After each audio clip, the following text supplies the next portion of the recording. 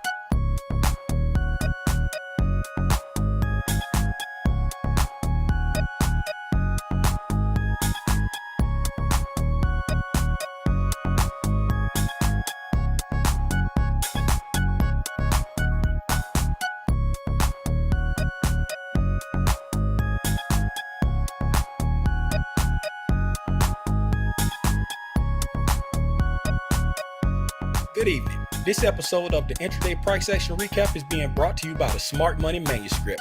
Hello, my name is Timothy Leroy Sr. and I'm the creator of the Smart Money Manuscript. But Tim, what is the Smart Money Manuscript? The Smart Money Manuscript is your roadmap to financial freedom. That's right, your roadmap to financial freedom. Inside, we're going to be discussing things for absolute beginners who never even heard of the stock market or don't know what the stock market is. We're going to teach you what is the stock market, what is a stock, what is an index. We're going to teach all of that. We're going to talk about options. We're going to talk about futures. We're going to talk about fundamental analysis, technical analysis. Speaking of technical analysis, we're going to take a deep dive into the ICT concepts. We're going to discuss how to figure out how much you need as an individual to save for your personal retirement. We're going to talk about retirement portfolios. So if you want to be a long-term buy and hold investor, if you want to be a swing trader, if you want to be a day trader, if you want to trade stocks, if you want to trade options, if you want to trade futures, the Smart Money Manuscript is for you.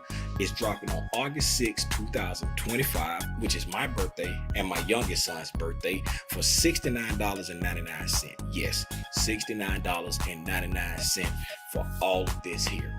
Mark the date, set it on your calendar, remember it, and I'll see you on August the 6th.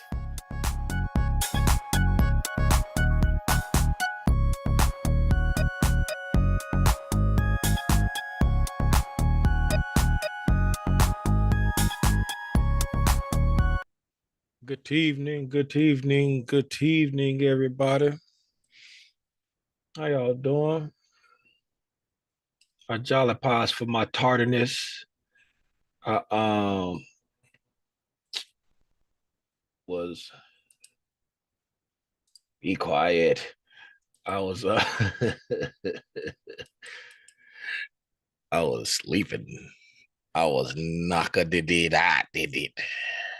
I was knocka did that. No, I don't want YouTube Premium. Good evening, everybody. If this is your first time tuning in, hey, wait a minute. Can y'all hear that fan humming? I can't. Yeah, I don't sound like I hear it. I don't sound like I hear. I just unmuted. Thank you, Deborah. Shout out light skin. Every now and then, light skin Deborah pull up, y'all. I'm still trying to figure out if I like RN Deborah or light skin Deborah better. I'm trying to figure out which one I like better. RN Deborah. I know which one Sherwin like better. I like them both. See, I ain't see y'all thought I was playing. Y'all thought I'd be playing, boy. Before I could get the words, I like them both. Be like, sure, which one you like? Both on. Hey, man. If this is your first time tuning into Tim's Tidbits, please allow me to say welcome. If it's not the first time tuning into Tim's Tidbits, please allow me to say welcome. But allow me to add in a hearty thank you for always tuning into Tim's Tidbits. Hey, why y'all ain't telling me my lamp wasn't turned on? I got my lamp sitting and it ain't turned on. If this is your first time tuning in to Tim's Tidbit, I already said that part, man. Yeah, man, y'all know who I am. Timothy Rasheen, aka Ryan Gunday.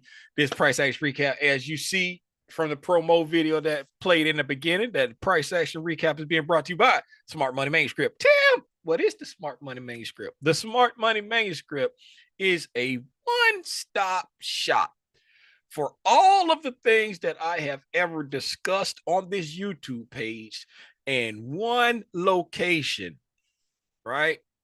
So if you want to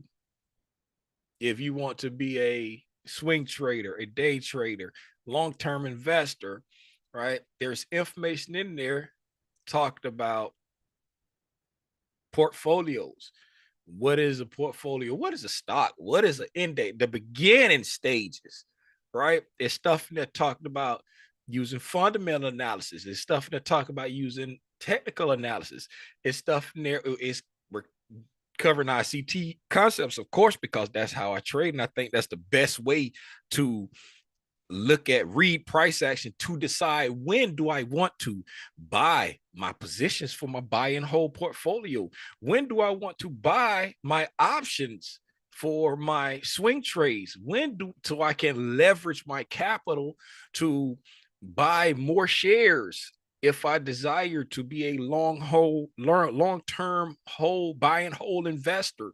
When do I sell? When do I sell and trade for during pullbacks or corrections and stuff like that? Because I understand how to read the price action, and I know we're about to, be inside of this, this downtrend for a while, because I understand how to read the price by utilizing the ICT concepts. It's just a one-stop shop for everything. If you're part of the gang, right, you should have a DM, right? If you don't have a DM, that means you wasn't a part of the gang during the time when I said for people part of the gang, this date and before, paying through WAP. If you don't have a DM, you wasn't in there. Please don't DM and be like, Tim, I didn't get a DM, because I already DM'd everybody that's supposed to have it. And if you didn't get a DM, you ain't supposed to have it. So you have a code that will make the Smart Money Manuscript absolutely free to you if you choose to, partake. Like I said, I'm not blocking any blessings. So when I shared the link in the Discord, it's going to be the regular link, just like everybody else. You know what I'm saying? If you would like to bless me for all of the hard work that I've put into this course, and say, hey, Tim, I appreciate everything you do. I'm just going to purchase the course for the $69.99. I will appreciate it. Not going to block the blessings. But you have a DM with a discount code that will make it $0. That will make it free. You have a discount code. Now, do me a favor. Don't just go and get it with the free discount code because you feel like, hey, I'm just gonna get it. I'm gonna give it to a family member since it's free. Don't do your boy like that. Don't do me like that. Also, the discount code will expire. The discount code is only good for a month. It will expire. Well, Tim, why is it expiring? Because I don't want the code to be floating around out there, and then one day somebody accidentally say something about the code and somebody here, they'll be like, oh, and then all of a sudden 6 months from now, somebody who don't even know anything about it ends up with the code and just go out there and put the code in and it still works. That's why it's expiring. Just don't want a free code just floating around forever, right? And then it's going to expire. It's going to expire in a month. So on September the 6th, the code won't work anymore, right? It'll work from August the 6th all the way up to September the 5th at 11:59 p.m. All right. What else? Doing all of my house maintenance stuff. You can only, each person can only use the code once. right? Each individual can only use the code once. So if you go in and you utilize the code, you can't go in and utilize the code again. Each person can only utilize it once. Don't be a jerk, because I only got it set for the amount of people that it's supposed to be for. So don't be a jerk and use the code multiple times under different, you got different logins, and you're sneaking and letting your cousin them use the code so they can have it on their phone where they log in and do it, and or have it on their computer, and then your buddy try to use the code and the code ain't working no more because it done got maxed out. Don't be a jerk. And please don't be a jerk, because I can see who is in the course. Right.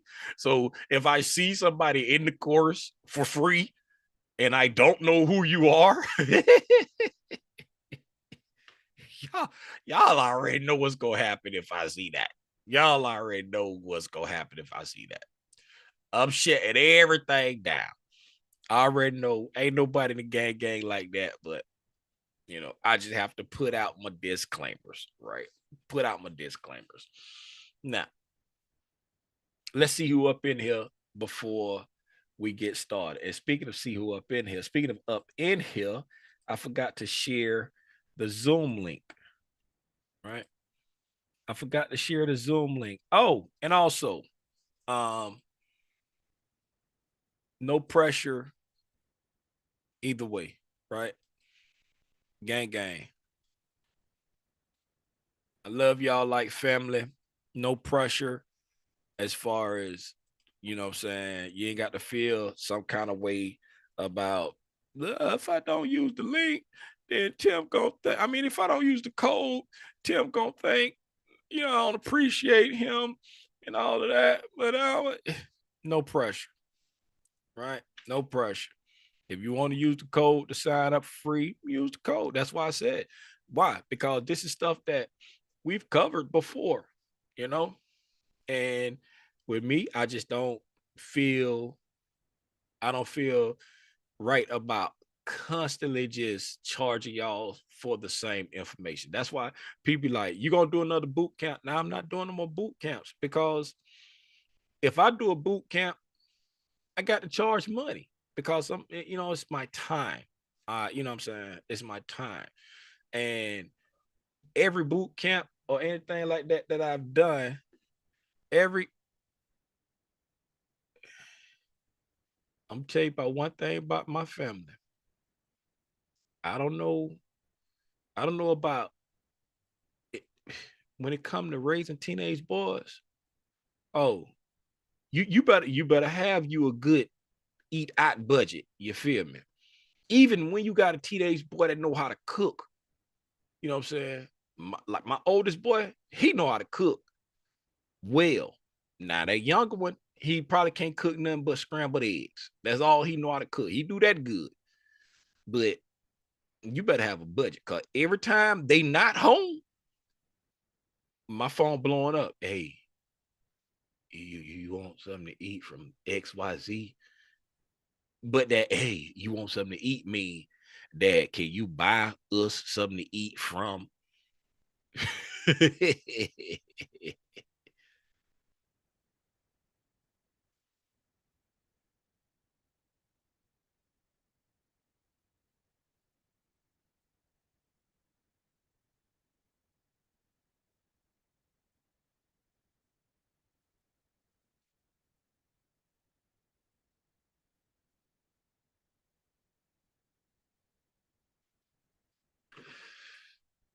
um, I I can't remember what I was saying. What was I saying? Oh yeah, but no pressure, no pressure. You know what I'm saying? Don't feel obligated to have to pay the $69.99. Right? I would not be offended if you use the free code. Oh yeah, I was saying boot camps. Every boot camp I've done, each time I think there was like one person that wasn't in the gang in the boot camp. One. And the rest of the time, it was all people from the gang. Right? When I did it in the morning, when I did it in the evening, it was all people from the gang. So I'm like, I'm charging my folk for the same information over and over and over. You know what I'm saying? So I'm like, okay, let me put it in small bite-sized chunks for the world to see. It'll be there indefinitely. This is never going anywhere, and it's affordable for most people, right? It's affordable for most people. So this is something that won't go anywhere. It's affordable for most people, and it's a one-stop shop to get you started, right? Now, just like Michael says, like learning the concepts and knowing how to apply the concepts are different things, right? The course is going to give you a nice foundation understanding of everything that I'm talking about. But everybody who has been a part of the gang tapped into my channel, tapped into the ICT concepts, tapped into trading, period, right? You understand that the true value comes from the mentorship, right? It's the having the access to the individual who may have a little bit more knowledge or experience when it comes to something, and you can ask them those detailed questions when you get to sit there and look at it in real time and say, I think it's going to play out like this, but let me double check with them and see what they think, and then get that confirmation or correction, and then see how it plays out in real time. Speaking of today, hold up before I say, because the last time I looked at the chart, we were just kind of hanging out, but we were well on our way. Somebody said, Tim, based off what the chart is doing on the 15-minute time frame, I'm thinking we're in a market maker buy model. What does that look like that to you? Right? And I was like, absolutely. Because you see, when we first came in, we said, hey, price is drawing. Price appears to be drawing here. And we just said it based off of the way the market had been in a buy program. And I was like, now going back, looking at what price has done, like you said, this is a market maker buy model, because this is the initial consolidation. And where's my trading view? Deborah, why you ain't tell me I ain't have my trading view open? You supposed to tell me I ain't have my trading. I was getting ready to tell you. I ain't got now trading view open. There And you you ain't go. getting ready to tell. Bingo! Look at it. Y'all see that right there? Y'all don't know what I'm talking about. Y'all see that black line right there, where this candle here at this 4 o'clock hourly candle right there traded up into that black line right there. Now, who was that? Who remember who that was this morning who asked that? Was that Jada? And Jada not even here. So I'm not even going to waste my time talking about it. Jada's not even here. I think it was Jada. Did Price do anything today that caught anybody off guard? If Price did something today that caught you off guard, there's a link pinned to the top of the chat in YouTube. Click on that link, pull up inside the Zoom, unmute and say, hey, Tim, I ain't going to hold you. I thought Price did this and I just got ran over. or I thought Price was gonna do that, and it totally caught me off guard. Unmute, feel free to pull up, and we'll sit down and we'll look at the price action and see what you may have may or may hadn't. See what you missed. Y'all know what I'm trying to say. I appreciate you back. I see somebody say I appreciate you and all you do. I appreciate you back. I don't know how long that comment been there, and I don't know what it was for, but I really appreciate you back. Speaking of appreciate you back, I ain't said what's up to everybody. Who we got in here? We got Sonya up in here. What's going on, Sonya? We got Deborah up in here, light skinned Deborah at that, and Sherwin. What's up, Sherwin? I salute you with both hands. What's going on, Sherwin? We got Jim up in here. I see Lump up in here. I see Miss V up in here. I see Seawalk up in here. I see Stevie up in here. I see Here to Learn and Share up in here. I see Thomas. What's up, Thomas? I see Thomas up in here. I see LB. What's going on, LB? What's up? I see Rhonda Green. I see Rhonda up in here. Sanjay. What's going on, Sanjay? I see Sanjay at a month of Sunday. What's good, Tim? I haven't caught it live in a minute. I need a new Discord link. I'm still a gold member on YouTube. Oh yeah, the the YouTube membership. So you can tell Sanjay ain't been around for a long time. The YouTube membership is no longer linked to the Discord. It's no longer linked to the Discord, meaning the Discord server is through WAP. To be a part of the Discord server is through WAP now. So if you're still, paying for the YouTube membership, you still have like a monthly Q&A on the first Sunday. You still have what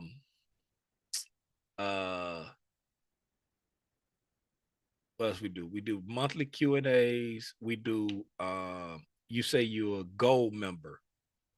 Okay, so the gold member don't get the tape reading, right? The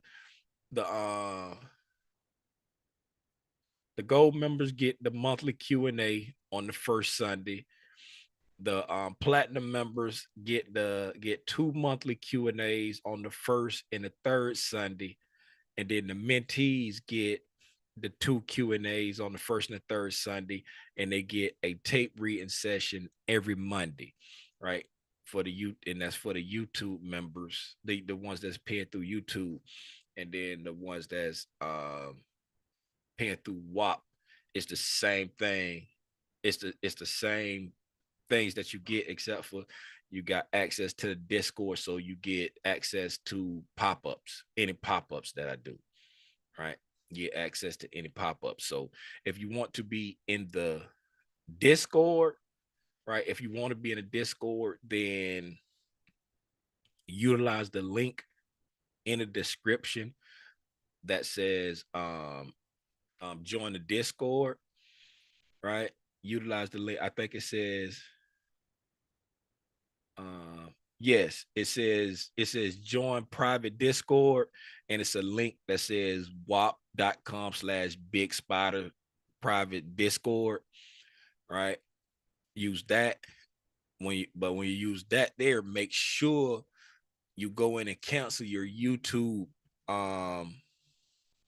membership. Go into your manage your membership.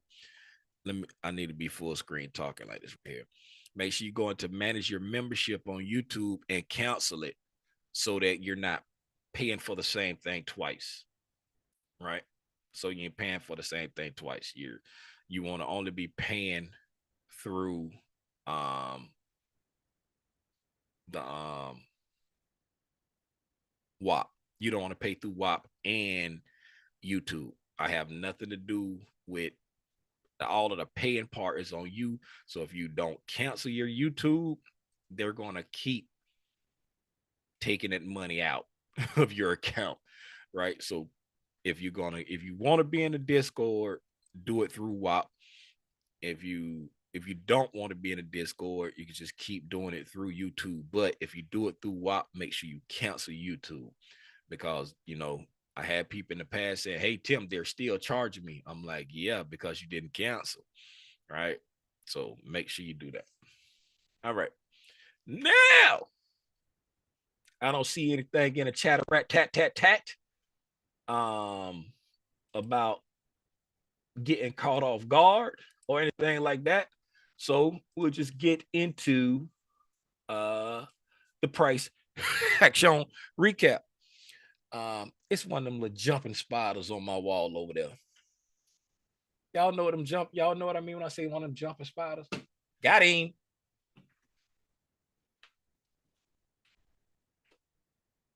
And that was semi-gross.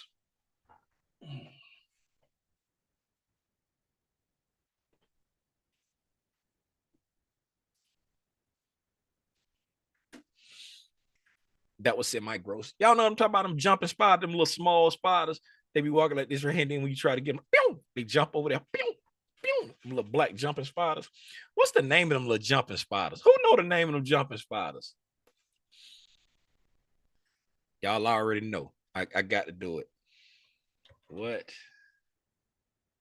is the name of the little jumping spiders? Spiders in Georgia. It's either say spiders in Columbus, Georgia, right there. Yes, those right there. The little jumping spiders most likely found in Columbus, Georgia is likely a bowl jumper. They actually call it the bowl jumper. The Phidippus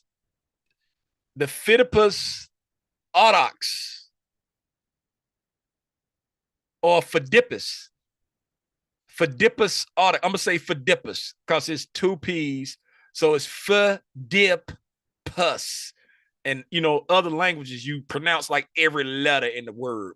So I'm going to say it's either Phidippus or Phidippus, because the consonants have the same sound.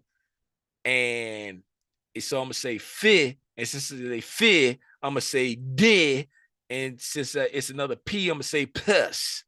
Phidippus aurochs. Right? Yeah. The Phidippus aurochs, the bowl jumper. Right? The bowl jumper.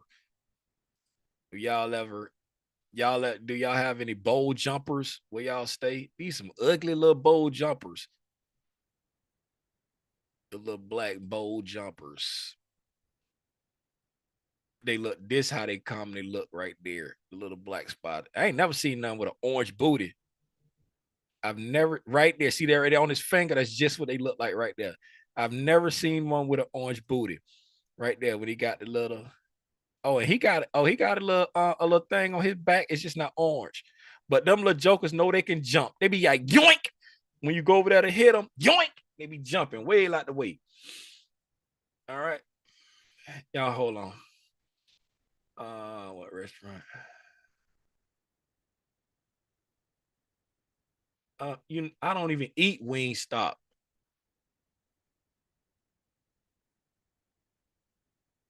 I'm sorry, y'all. Hold on. Chris texts and talking some. Y'all want anything? I'm like, yeah. Y'all know what I eat. And then so Timothy text was like, "What restaurant you at?" And he like Wingstop. And then Timothy's like, I'm okay. I don't eat Wingstop. Hey man, I got arachnophobia, man. You got all these spiders on the screen, man. Oh man, that's a bowl jumper, man. Stop playing with the bowl jumper. I gotta go see my shrink now. I can't even see candles and charts. You sure? hey, put your emotional support dog in your lap. Hey, how about that? stroke on her belly.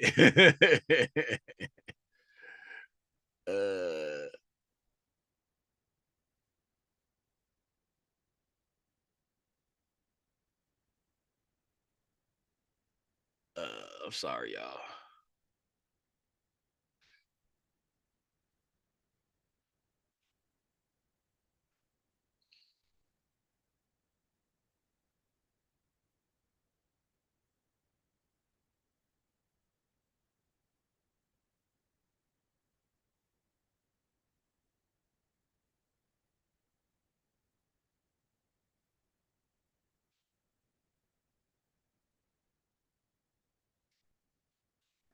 All right. Uh Man, stock chasers. What's going on, man? I ain't seen stock chasers in a year of Sundays. Y'all know I be saying I ain't seen y'all in a month of Sundays. I ain't seen stock chasers in a year of Sundays. All right, let's get to it, man. Today is Monday. It's the first of the week. Since it's the first of the week, let's go up. Jada here now. Jada. Jada. Jada. Jada. Yes, sir. Can you are you patting yourself on the back, Jada? Why? Was that not you today who said that we were in a market maker buy model? It was. Was that you? Yes. And looking at the chart, where did price go? Did price go back to the initial consolidation? Oh, wow. I couldn't even trade. I was working. You see But that yes. though, right? You Yeah. see that though, right? You see that though, Yeah. right? And we were talking I about see. that. Remember, because we was talking and you said, hey, Tim, looking at the 15, this is an hourly chart, but you was like, looking at the 15-minute chart, that appears to be a market maker buy model that we're in. And I said, you know what? You're absolutely correct, because when we first came in, we said, hey, prices consolidating right here. And we was like, hey, just eyeballing that. From matter of fact, let's go back here. Let's get to 9:30, 9:15. Like about 9:15 we started, right? Boom. Right? Because the opening wasn't on yet. We said, hey, price consolidating here and just eyeballing it. When we look at this black line, right? When we look at that black line and that black line, that's the daily range. This appears to be the middle, right? So since price is consolidating right here, then we can say that price will more than likely go that far. And if we say price will go that far, that'll put us right back at the high of Friday. So that appears to be where price is trying to make its way to. And my fan just died. And then Jada said, hey, Tim, that appeared on the 15-minute chart. If you go to the 15-minute chart, it appears to be like a market maker model. And it looks like we're on the right side of a market maker model. And I came out, I zoomed out to a 15-minute chart. I said, you know what, Jada, you're absolutely correct, right? Because we talked about this, but based off the fact that we were just consolidating here and we was expecting it to expand that much further. But based off your keen eye, that right there is an initial consolidation, right? And we would be on the right side of a market maker buy model. So we would be looking for reasons to buy until we got back to the initial consolidation. And then when we came here for the price action recap, right? We came here for the price action recap and we opened up the charts. And voila! What did we get taken by surprise by? We got taken by surprise that the market had actually done what we thought it was going to do from 9:30 this morning. So what does that mean? This stuff really works, people. This stuff really works. And that was not I. That was not Timothy Lee Rogers Sr. that said, hey, we're on the right side of a market maker buy model. That was not me. That was someone else in a total different city, in a total different state that said, hey, we're in a market maker buy model because we got a niche consolidation. We got a smart money reversal. I can see the institutional market structure here.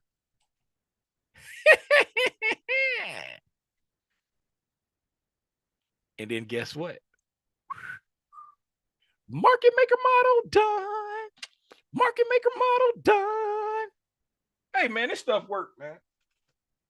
This stuff worked.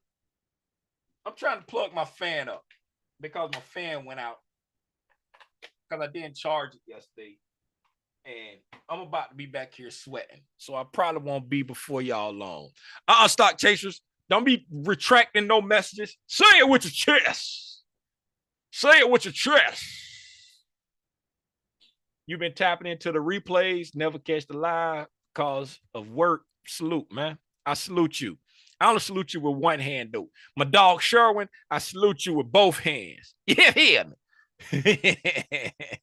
Hey, so congratulations, Jada. Let me get my sound effects up, because ain't nobody bought me a soundboard like Wall Street Trapper. Wall Street Trapper followers love him. They bought him a soundboard. Yeah, I'm just playing. He got a soundboard. I don't know who bought it for him. Shout out. Wait a minute. I'm not sharing my sound. Did y'all hear that? No, y'all didn't hear that. Okay. All right. I'll give it up for Jada, man. Give it up for Jada. Why Jada ain't got no love? Who DMing me? Oh. Thank you. Thank you so very much. Thank you so very much.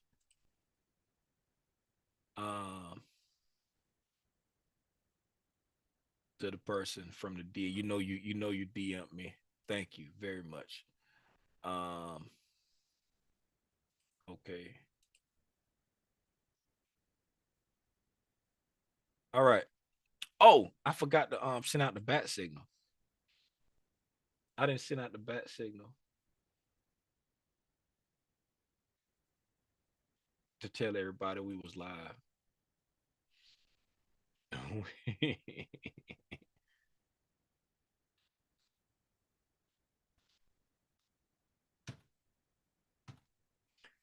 Hey, sometimes when you be, you know what I'm saying, it like people have like too much access to you, and you be doing stuff like, you know what I'm saying, like you send out like a pre-bat signal, you know what I'm saying, be letting people know what's going on, be like, hey, you know, I'm doing a little something with my family right now. I'm gonna be about 10 minutes late. I'm gonna be in, you know what I'm saying. Then you start getting these messages on your personal mobile device, you know what I'm saying, with people questioning you, stuff like that. But everybody don't do it, but some people do it. Some people do it, but everybody don't do it though. Right. So let's look at the weekly chart since it's a new week. Right. Looking at the weekly chart since it's a new week. Okay. So when we go into a new week, right? What's the first liquidity we're paying attention to going into a new week? What's the first liquidity pools we're paying attention to that we're watching moving into a new week? Anybody? Tim, we get tired of class The participation. high and low of the new week. I mean, of the last week. High and low of the last week. Very good. Hey, where's my thing? I got too much going on. High and low of the last week. Right? And for those who don't know why we're looking at the high and low of the previous week, is because the algorithm was nice enough to give us a dealing range to pay attention to. Right? It has given us a nice, neat algorithmic dealing range, all wrapped up with a bow on top of it. Right? Be like, Tim, I'm not good at finding dealing ranges. Here's a little trick for you. Right? Anytime you're going into a new anything, a new week, a new day, a new session, right? Look at the liquidity above the prior whatever you're going into high and below the prior whatever you're going into low. That is a John Wayne straight from the hip approach to finding a dealing range that the algorithm will be paying attention to. Everybody got it? Everybody got it? Anybody don't understand what I'm saying? Okay. Let's test out the theory.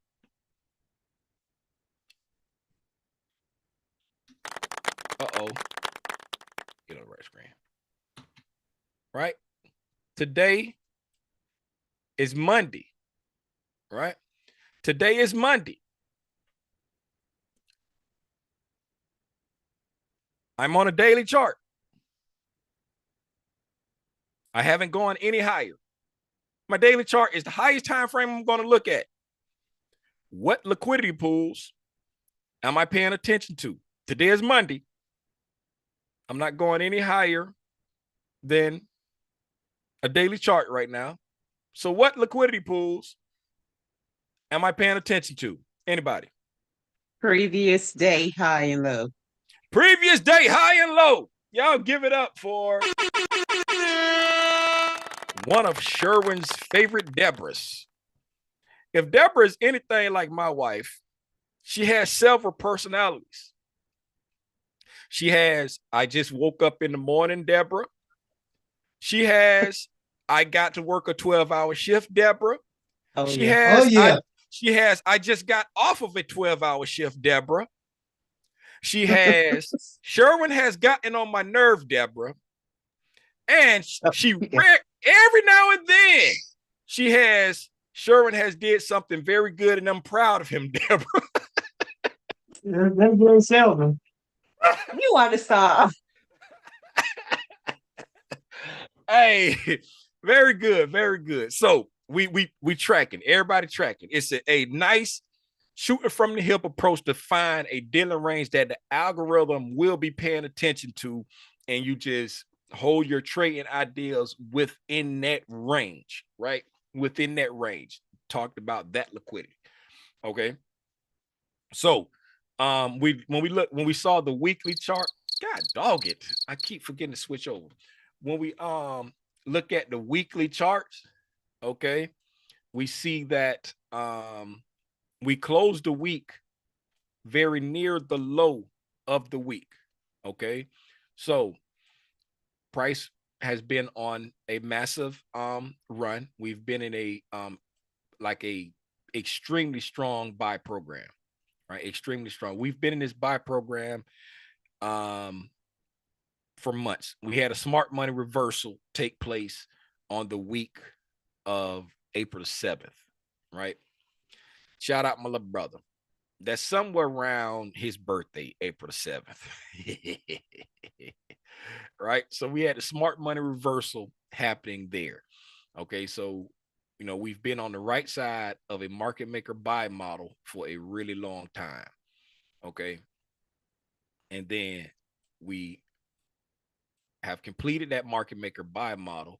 And then we said once we made it up here to all-time highs, because this was a new all-time high, there's nothing higher, right? As you see by price, we said that we had went into an area where price was just engineering liquidity. Okay. We said we had gone into an area where price was just engineering liquidity. So when price is engineering liquidity on that time frame, right? No matter what time frame it is, when price is engineering liquidity on that time frame, you're just kind of waiting to see what price want to do. Okay, you're just kind of waiting, because on that time frame, price is letting you know, yeah, I'm getting ready to do something, because it's just consolidating, right? It's just consolidating. God dog it, Tim. Right now, you say, Tim, I'm a trader. I can't afford to just sit here for 1, 2, 3, 4, 5, going into 6 weeks, not doing anything, because price is just engineering liquidity. So what can I do? Right? Who knows what you can do if you just have to participate? What can you do if your higher time frame is just consolidating, but you have to participate? You don't have a choice, because you have to make money, right? This is your job. You have to. Who can tell me, what do you do during a time like this, when you can't afford to just sit on your hands for all this time? What do you do? Anybody? What do you do? You go trade on a lower time frame. Man, come through with the hard hitting answers. You go down in time frames to where the market is giving you clear dealing ranges that you can trade within, and it can give you clear areas of risk management and profit targets. Because when you're in the midst of consolidation, right? When you're in the midst of consolidation, what is the definition of consolidation, right? When price is trading inside of a range with no clear indication of wanting to leave it in either direction. So when it's not, it's trading inside of ranges, it's not giving you any indication that it wants to leave in either direction, right? If you go down in time frames, you have boundaries. You got out of bounds over here and over here. You got boundaries you can trade within. And so all you got to do is go down in time frames and trade the dealing ranges that's being established inside that consolidation. And that's how we as day traders make a living. We trade inside of the ranges. Right now, if you're a longer term swing trader, right, and you're swing trading, you're buying positions and holding them for like 6, 9, 12 months, right? This is the time you're not buying anything right now. You're not selling anything right now. You're just patiently waiting. Why is that? Because your daily and weekly time frames, this is the time you're utilizing to make your decisions. So if you're utilizing these time frames to make your decisions, you're not doing anything right now, because if you do, you are tying up capital for no reason. You feel me? Right? You're tying up capital for no reason. Don't do that. Right? Don't do that. Don't tie up capital for no reason. I'm trying to figure out why I couldn't see this when I was on the lower time frame. I should have been able to see it. Oh, I can see it now. For some reason, I couldn't see that earlier. Oh, the daily on top of it. That's what it is. The daily on top of it. I'm like, I couldn't see that weekly count. I only saw a black line down there, but a daily on top of it. Never mind. Now, going back to the weekly chart, right? Price last week we took out buy side, right? We took out the prior week's buy side, then we traded down and took out the prior week's sell side. Okay, just looking at this weekly time frame, right? Look at this weekly time frame. This weekly candle, right? Opening up above the buy side, trading up.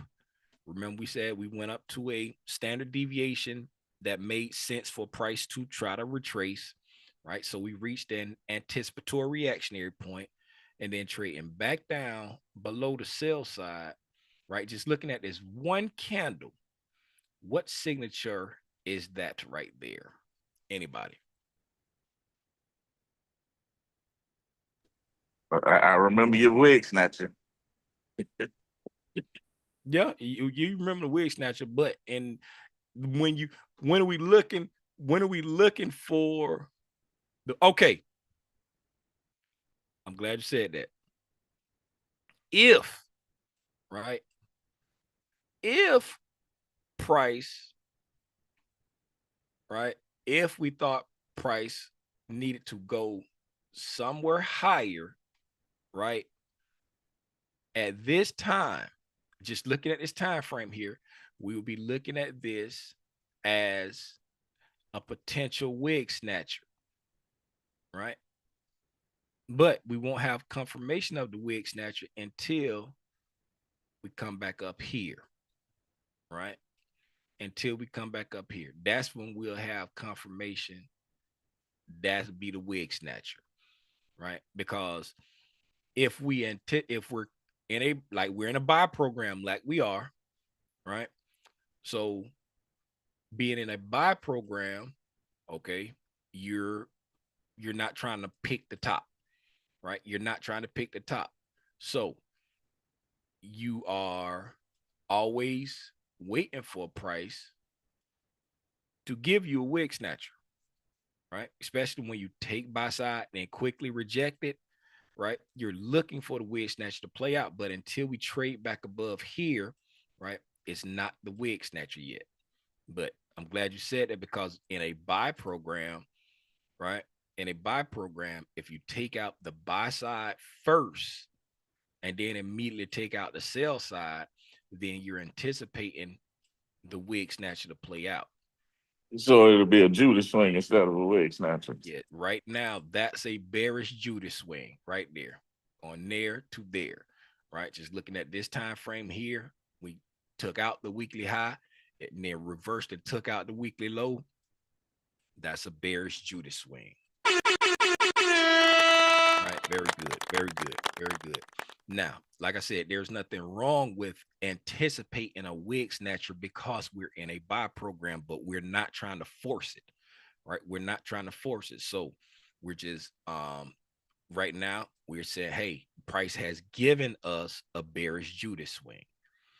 Okay, it's giving us a bearish Judas swing, and then opening up this week, right?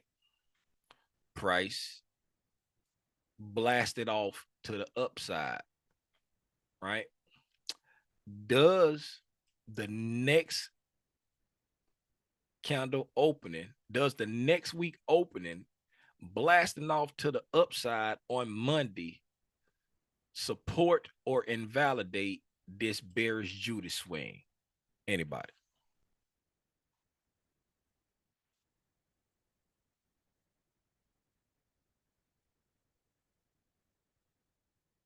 Hello.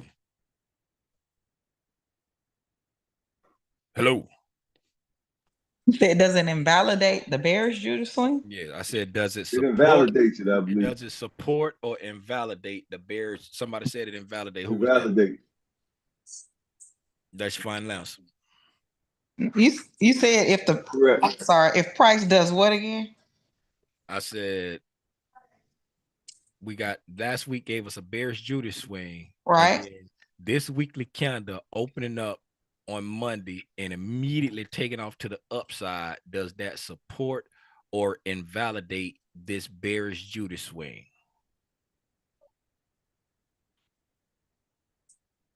I think it supports it, because if we are truly bearish, we want our candle to go up and fill above that before continuing down. Come through with the hard-headed answer. Come through with the hard-headed answer.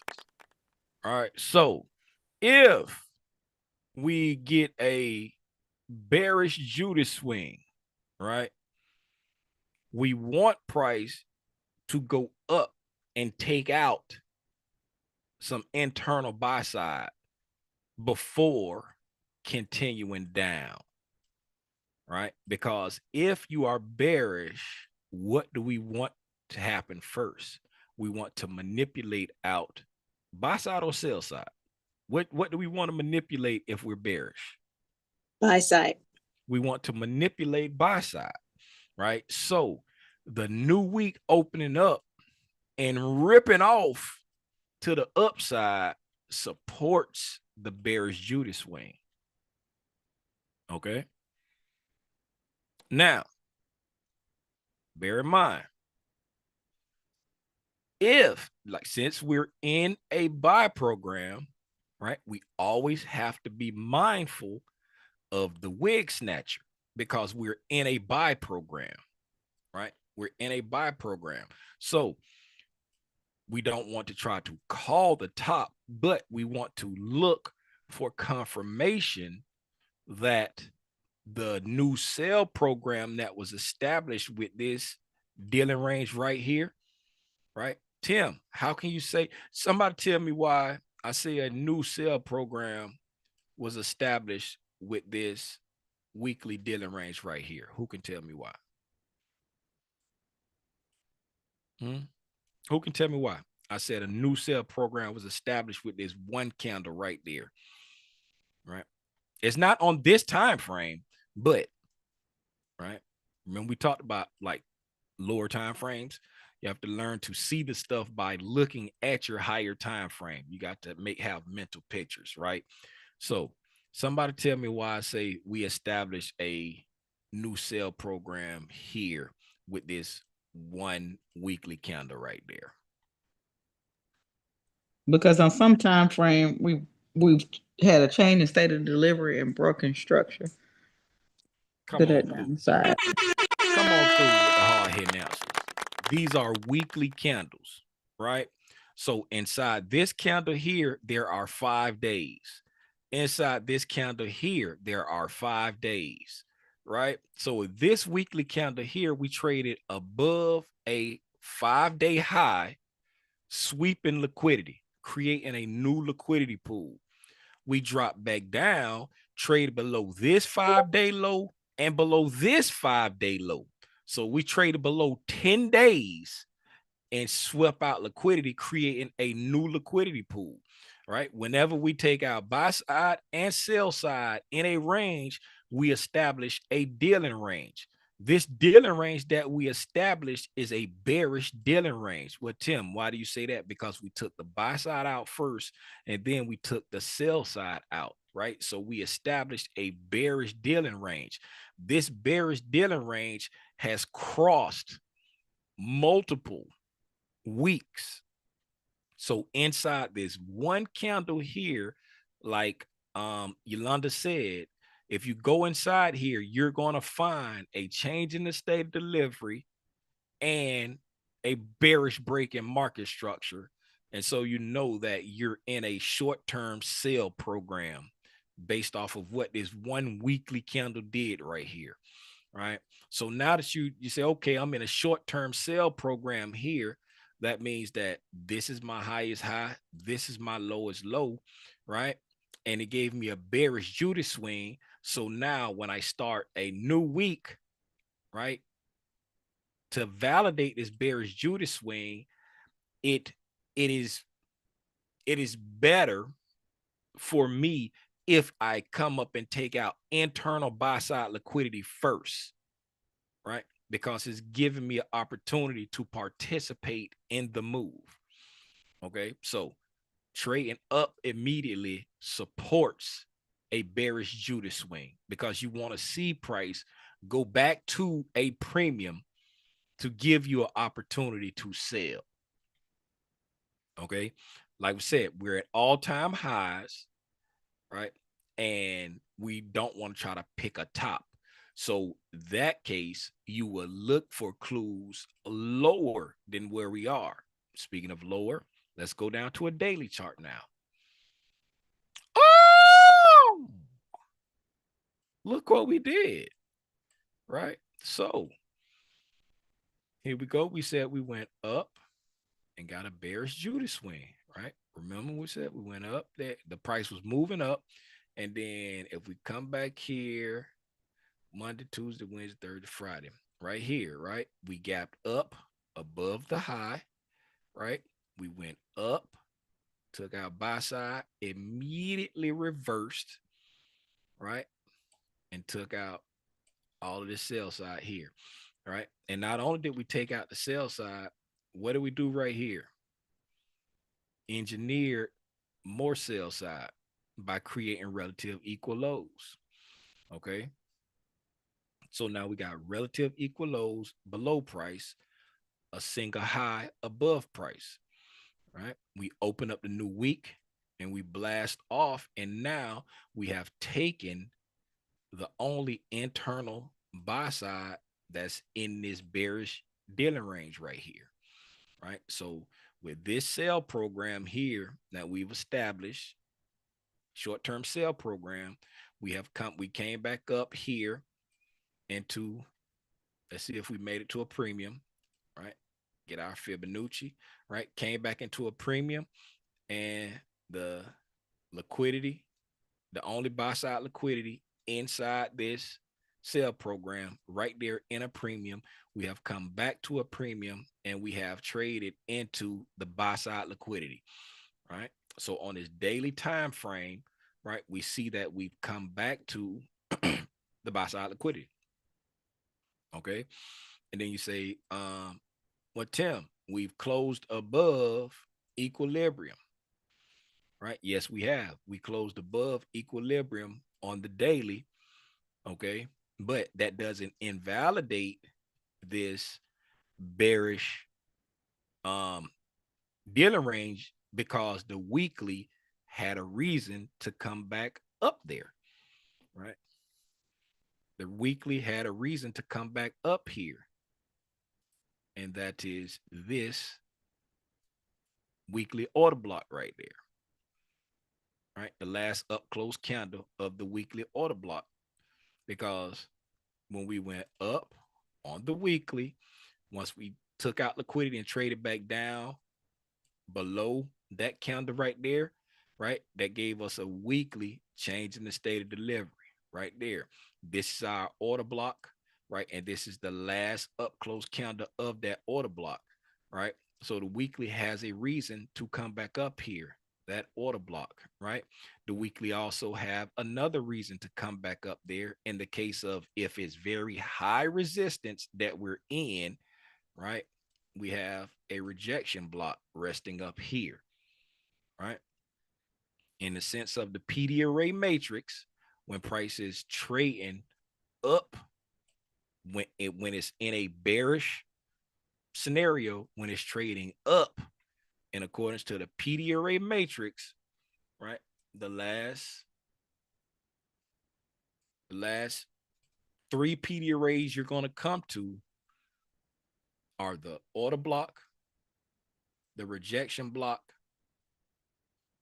and a old high or low, right? When you're coming back, when you're in a bear scenario and you're going back up, the last PD arrays you're going to run into the bearish order block, the bearish rejection block, and a old high or low, right? So as price started coming back up inside this range, right, got a bearish order block there. So it has a reason to come back up on the daily. So, I mean, on the weekly. So on a daily time frame, closing above there doesn't invalidate anything yet, because the higher time frame had a reason to go there. All right.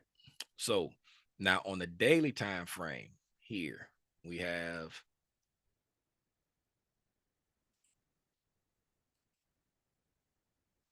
a very small fair value gap right there. Very small daily fair value gap there that we traded up into. Right. Got a very small daily fair value gap that we traded up into right there. I was trying to see if we had.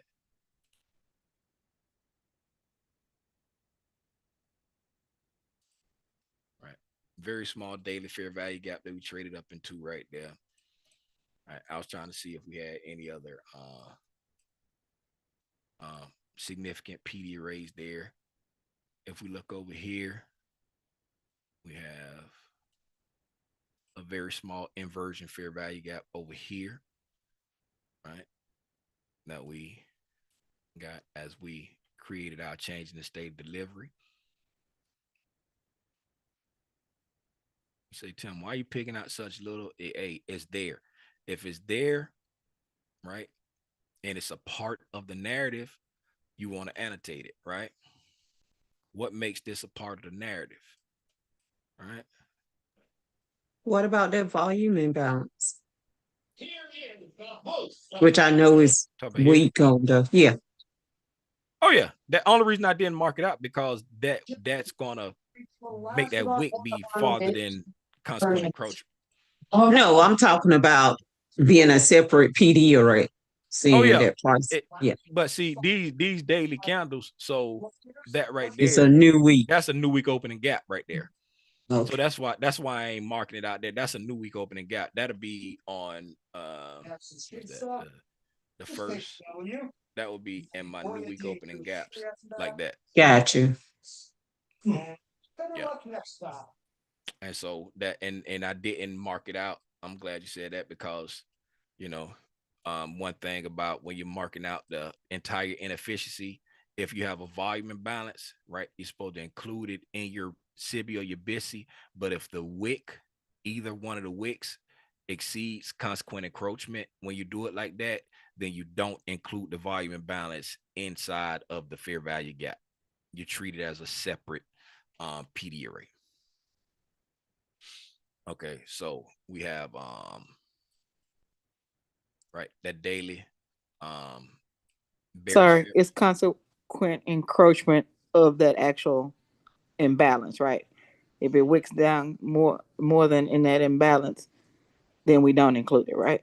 Yeah. So if we mark it like that, see, consequent encroachment is here when we include the volume imbalance, and that wick exceeds this wick here is higher than consequent encroachment if we include the volume imbalance with the fair value gap. So if it exceeds it, then you don't include the volume imbalance, and that's your fair value gap.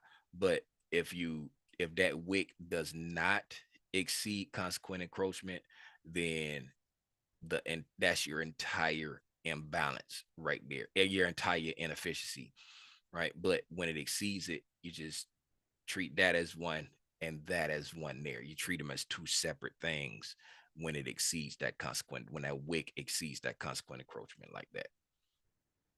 Right. And that's because price, right, when it comes to sell side and buy side delivery, right, this candle here, right, was offering sell side delivery only, right? And then this candle here, right, it came back up and offered buy side delivery up to there, and then came back down.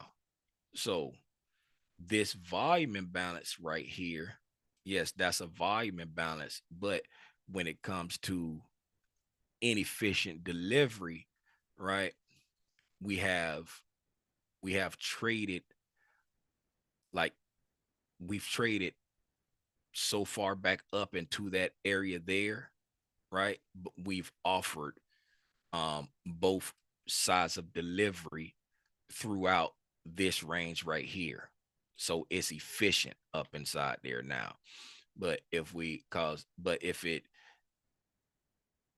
for example, like, we go in and pretend like this wick doesn't come like above consequent encroachment, like, just say if the wick stops down here inside the volume imbalance right there, right, it's still lacking, right, buy side delivery up here.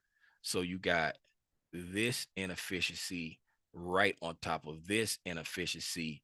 So you just put them together, and that's your whole inefficient area, right? That's your whole inefficient area, because you're treating it as one big inefficiency.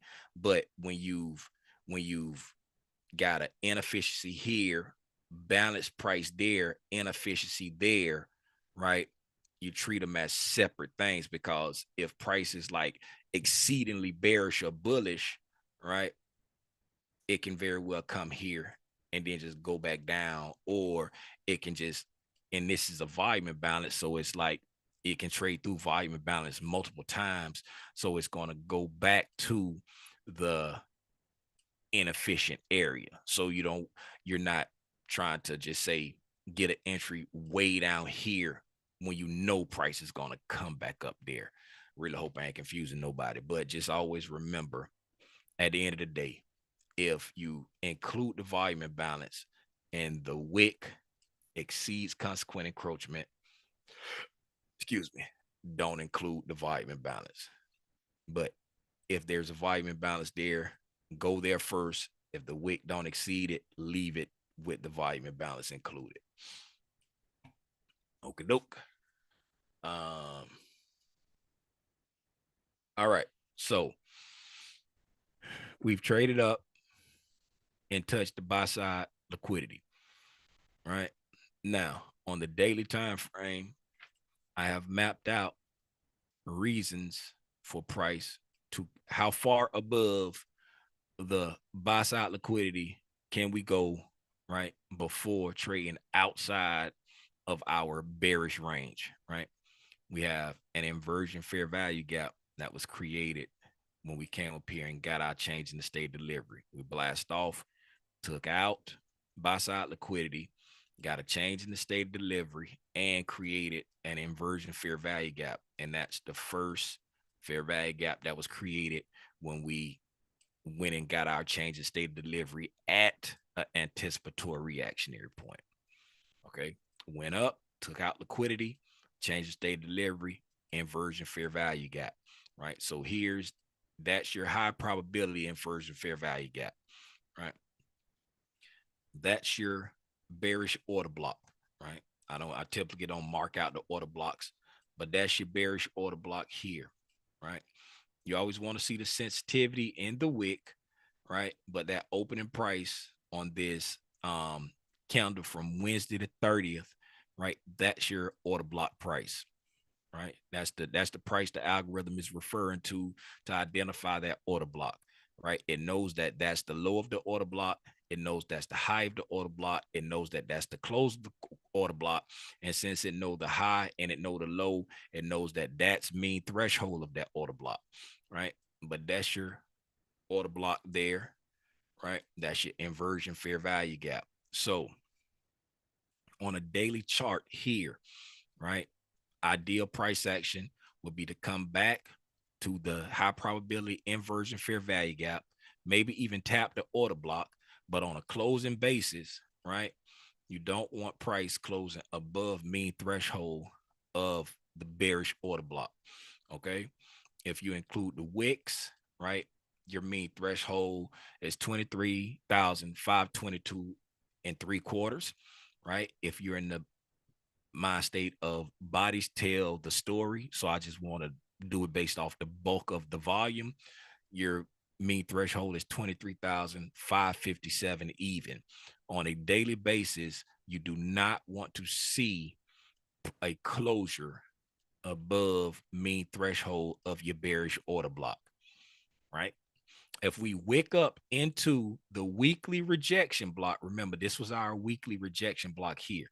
This was the halfway point of our weekly rejection block.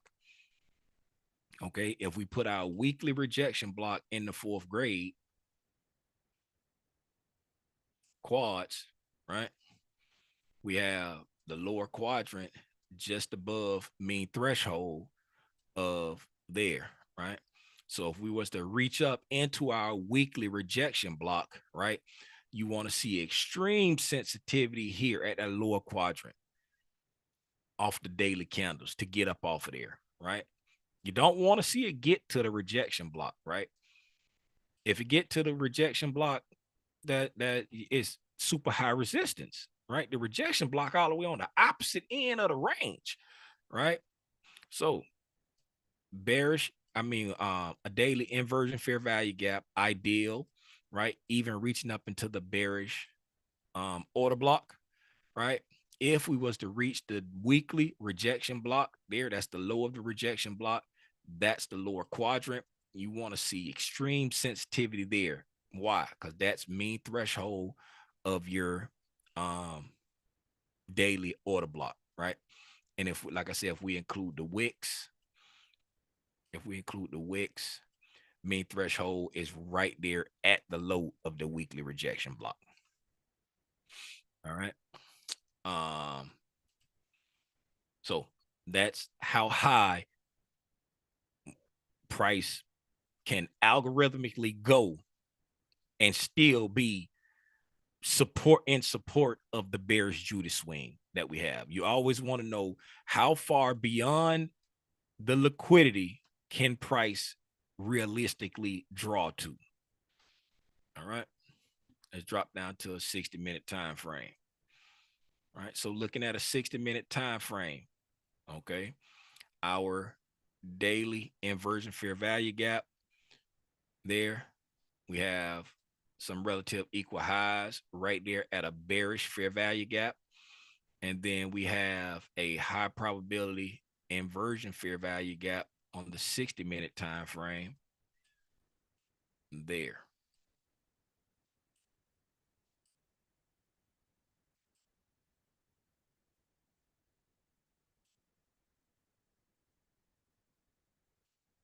All right. I was checking to make sure there was no volume imbalance there.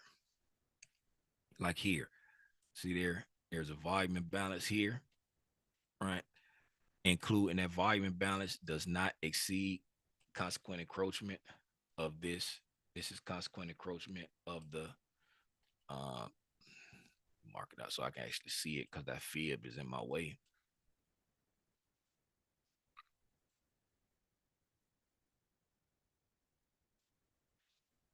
Yeah, it's right around that 25% of that rejection block. Right. It does, that wick does not exceed it. That wick does not exceed it. Right. So that's your fair value gap there. Okay. If there was a volume imbalance there, this wick would not have exceeded there. And since the volume imbalance here, this wick does not exceed it. So on the hourly time frame, right? On the hourly time frame, we are here at the SIBI, the daily SIBI, the very small daily SIBI there. We are there. We barely poked above the buy side. The buy side didn't really get a deep push into the buy side liquidity. So, you know, personally, I like to see more of a retracement, and I mean more of a dig into the liquidity, right? What on the lower time frames combined with the higher time frames, right? Remember we said we have that inversion fair value gap from the daily right there.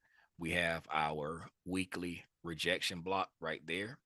Now, mind you, the weekly on the weekly time on the weekly time frame, we haven't traded away from this stuff at all. So this is all happening based off of a first touch, right? And what I mean by first touch is, right, the way the ICT concepts are taught and designed to trade is, right, price, we go up here, right, and then as we're coming down, right, we're creating these PD arrays as we're coming down. And then once we, right, get down here, just say like on a weekly time frame, right, and then get a smart money reversal, right, or start, you know, saying start a retracement, right? We start a retracement now.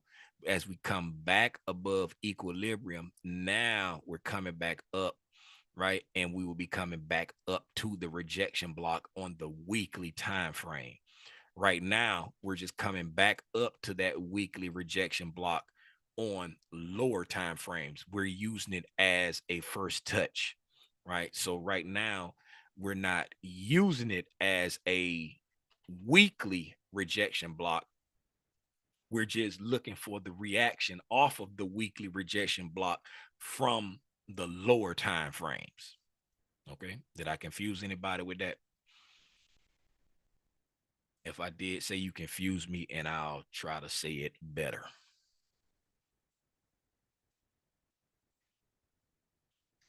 All right. So looking at the 60-minute time frame. Okay. All right. Looking at the 60-minute time frame, we see here that we consolidated, we expand, we reversed, and now we're retracing, right? All of that right there is supporting what? That bearish Judas swing, right? It's supporting the bearish Judas swing. We said we had a bearish Judas swing, right? So we got consolidation, expansion, reversal.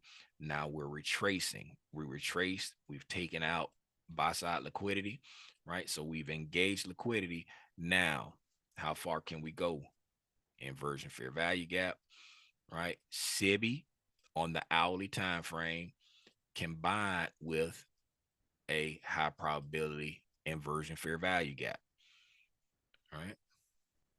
So, and that's also going to, that's the low of that weekly rejection block right there, right? The low of that weekly rejection block that was around mean threshold of the daily order block, right? If we go back to a daily time frame, right? Our daily bearish order block, that's the low, not the low, but that's the opening price of our bearish order block right there. Okay, so on the 60-minute time frame, if we come back up into that daily orders or daily bearish order block there, what can we look to act as resistance once we get inside that daily order block? Have that 60-minute SIBI and this high probability inversion fair value gap right there, all resting inside a 60-minute bearish breaker, right? So we got a 60-minute bearish breaker that's inside that daily bearish order block, a bearish 60-minute bearish fair value gap inside that daily bearish order block, a high probability inversion fair value gap inside that daily bearish order block, right? So all of this is in support of that bearish Judas swing that we saw, right? So again, you don't try to call the top, but you just look for signatures. Say, hey, these are the signatures I see. Well, Tim, how do I trade it? However you trade. If you trade off of a breaker, right? You have a breaker here, and anytime you have a breaker with a high probability inversion fair value gap inside that price leg, right? You have an option. Do I get in as soon as it touched the breaker, or I can go wait till it comes to that inversion fair value gap? ICT teaches this is the better entry. So if you're trading the breaker, you see the inversion fair value gap, right? Short it there, right? Well, Tim, what if I'm wrong and it goes up and it stops me out? You're wrong and it stops you out. But you have clear, defined risk, right? You got clear, defined risk of how to enter the trade with clear, defined risk. Okay. We're at all-time highs. You can't try to pick the top, but based off what the algorithm is doing, if price does this, then it should do that, right? If you want to risk less, then here you say, okay, that's too much risk for me. Because if you enter based off of this, right, that's the swing high. That's the safe stop for entering on anything over here. That's your safe stop. Okay, I'm gonna enter in off of the SIBI, right? So if I'm entering in off the SIBI, right, I'm putting my stop above the swing high that the SIBI resides in, right? Because we got a breakaway gap there, right? We traded back to this SIBI here, left the breakaway gap open, and created another SIBI that broke structure, right? So when I come back here with all this confluence, I'm shorting on the SIBI and putting my stop there. Well, Tim, what if I get stopped out? You get stopped out. Yep. I can't promise you 100% trades. I can only tell you how to trade the concepts. Okay. Everybody clear? We clear. I'm not a financial advisor. I'm not a fiduciary. Nothing I say should be taken as financial advice. Do your own research. You should always consult a financial advisor before making any investment decisions. All right. So we opened up here. Right? We opened up here. And Diamond members and mentees on YouTube, I won't be recording a video. All of that I just said, that's stuff that I would have said in the video for y'all. But I ain't gonna record a video, so y'all already hear what I'm watching. Right here. You hear what I'm watching. All right. Everybody else that's not a Diamond member or a mentee on YouTube, you're welcome. You got to peek behind the curtain. We opened up over here on the 6 p.m. candle at 22,850 even, and nothing could stop prices all the way up. It just went up for the entire day, right? I spent time talking about all that other stuff because all price did was go up today. Yes, I did, trade inside the range during the afternoon a little bit. I really wanted this move back to that daily high, right? But it wouldn't give it to me. You know what I'm saying? I was just trading inside the ranges here, right? I was taking like just I take a short little base hit, you know what I'm saying? Take a short little base hit and yeah, that was it, you know. And what I mean by take a short little base hit, I would do it like with my stop loss, where I would set my target all the way up there, and then when it go so many points, I will move my stop into profit and be like, okay, if it come back and get me, it come back and get me. And it came back and got me each time, right? So I wanted that daily high. It didn't give it to me. I walked away from the chart. And then when I came back this evening, I saw that we had reached it, right? But from that blast off at 9 o'clock, right, we stayed in this area here, right, all the way up. This 3 o'clock, we start to move up, right, inside this little range here. This is where I was trading inside this little pocket of time right here and playing inside the range there. With that 1 o'clock and 2 o'clock candle there, right? Because by the time 3 o'clock hit, I wasn't looking at the chart no more. So that's why inside these two little red candles, that's when I was in there playing double dutch. That's all I got, man. And who DMing me? Oh, I see the face. Okay.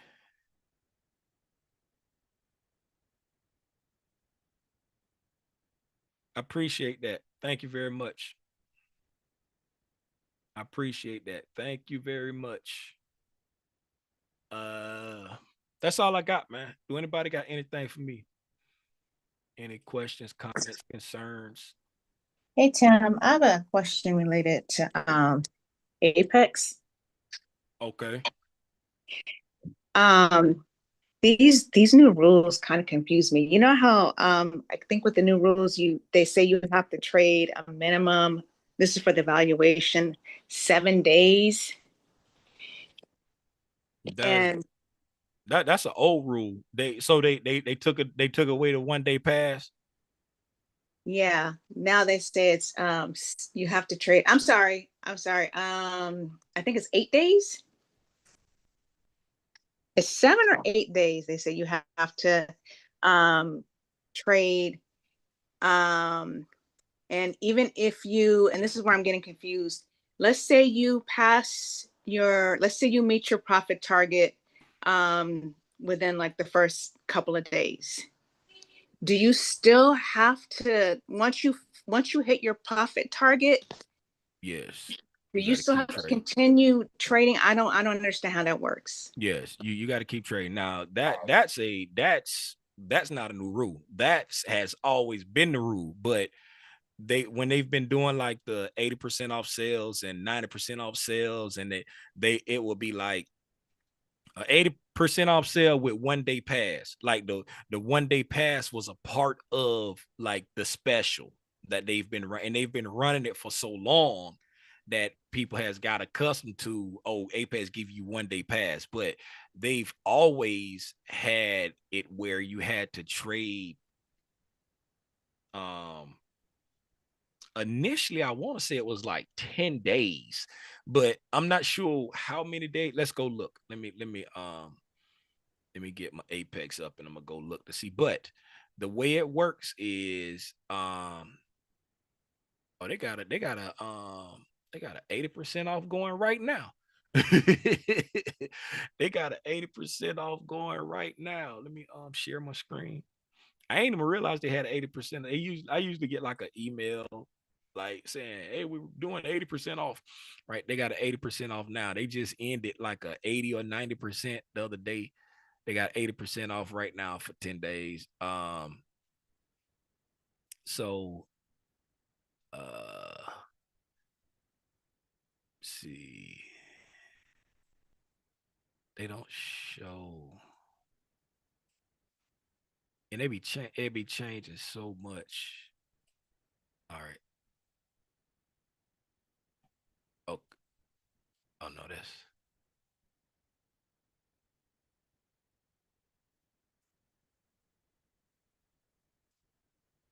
Oh, that's the same thing.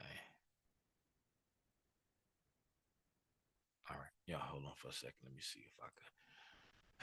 But your question is if you make it to your um profit target before those days, yes, you have to keep trading. And on top of that, you got to make sure you're within that um that do they have a let me see.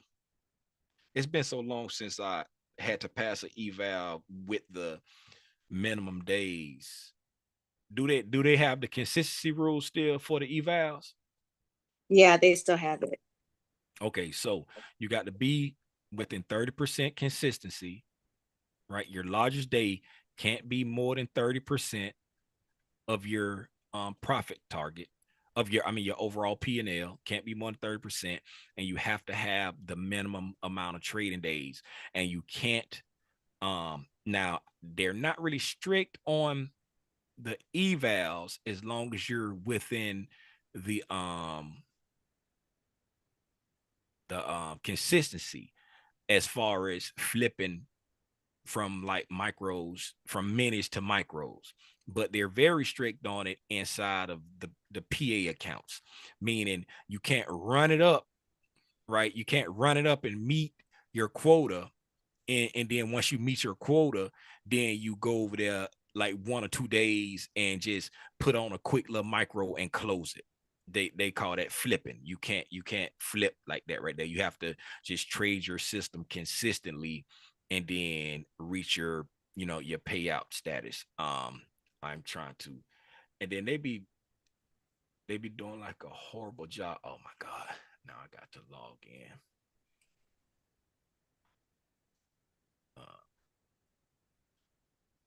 I have to log in. Hold on. Got to do the authentication and all of that right there. Come on, I'm right here, man. Jesus Christ. Oh my God. Hold on. Y'all hold on for 1 second.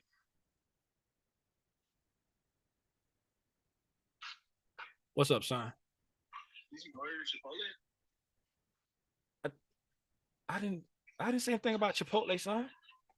Yeah, no, Timothy. You didn't see what Timothy said? Oh. I'm on live. I don't see anything. I'm on live. What did Timothy say?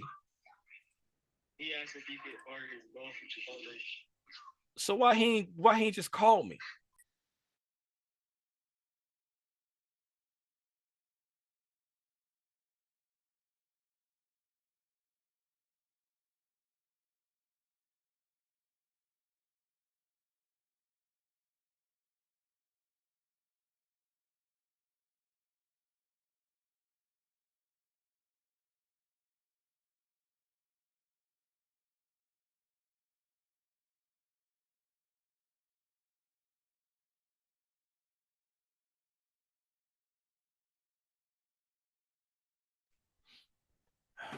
Sorry about that, y'all.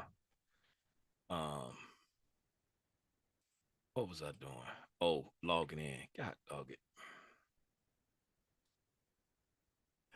Now what they be sucking at is like showing you all the stuff that they got going on the um with the new let me see if I got an email. Hold on, let me look see if I got an email. A lot of times they send me out an email, it be information in the email that don't be on the website. Let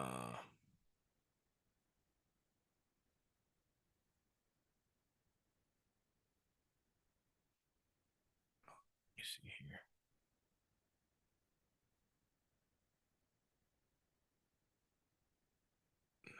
I don't see anything from Apex. Yeah, I don't see anything from Apex. Like the emails be having a lot more information in them. Okay, So let me see. Trying to see what all they talk about with this one here.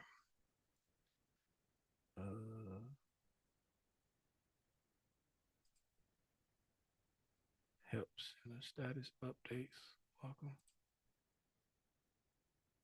Updated 1 month ago. Let me see. See, 1 day pass.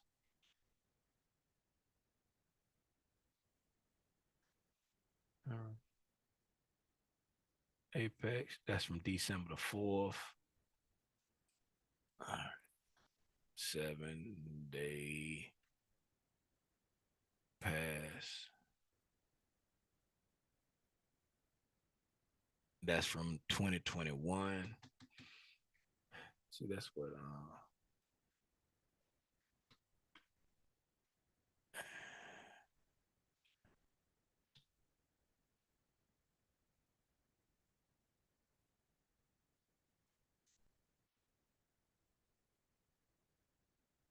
that's from 2024.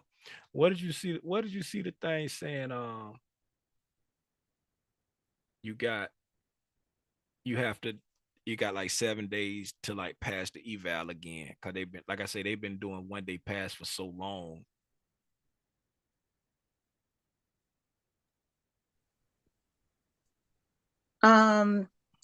I saw it. Where did I see? Because I think I saw something on YouTube, and I was like, and it was within the last couple of months.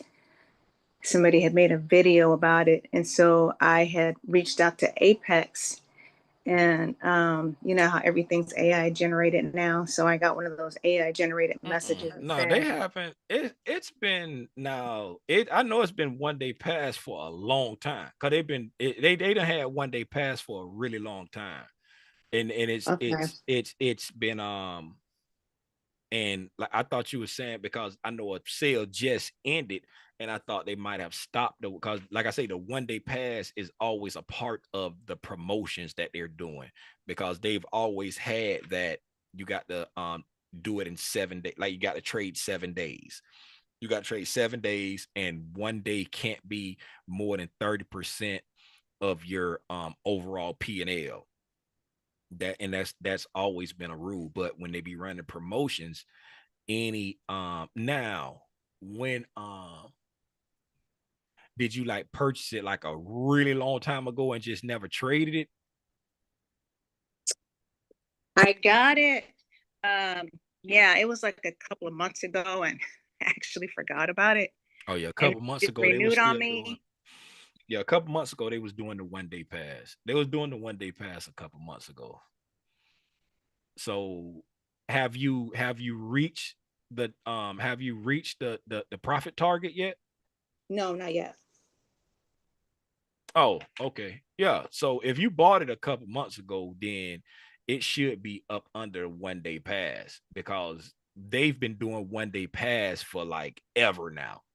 They, you know what I'm saying? They've been doing it long. So if you bought it, even if they stopped the 1 day pass thing, then when you bought it, it's still under that what's the name? It's still under that obligation that they got to do it in 1 day pass. Okay. So when I hit my profit target, and let's say I do it tomorrow, then I will have passed my evaluation. Mm-hmm.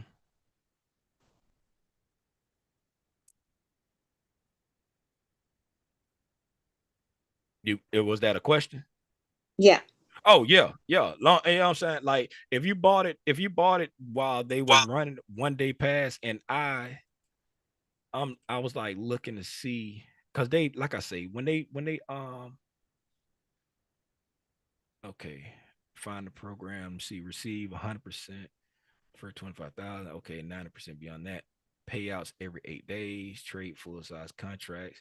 No scaling or failing by going over contract size. No daily drawdowns. Trade on holidays. Trade your normal day system. No total cap on max payout, one step evaluation, real-time data, simple risk manages trade up to 20 accounts. Let's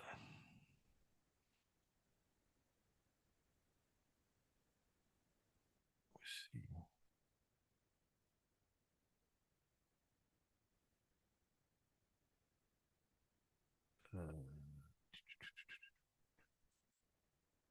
See something here. Is Monday pass still?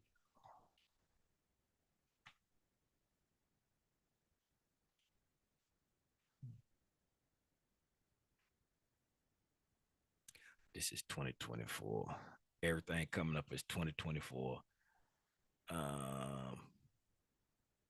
Yeah, I'm not seeing any new updates about like the like everything I'm seeing. Y'all hold on for a second. Y'all hold on 1 minute. What time was the Chipotle?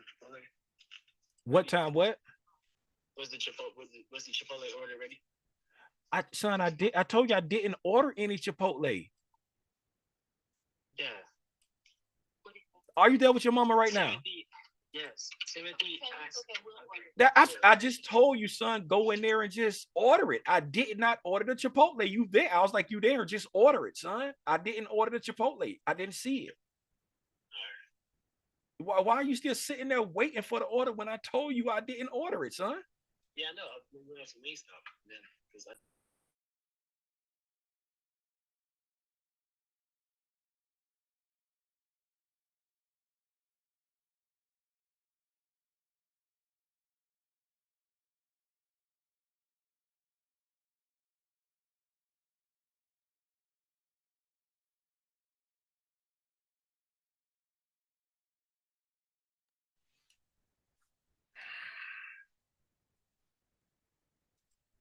Teenagers.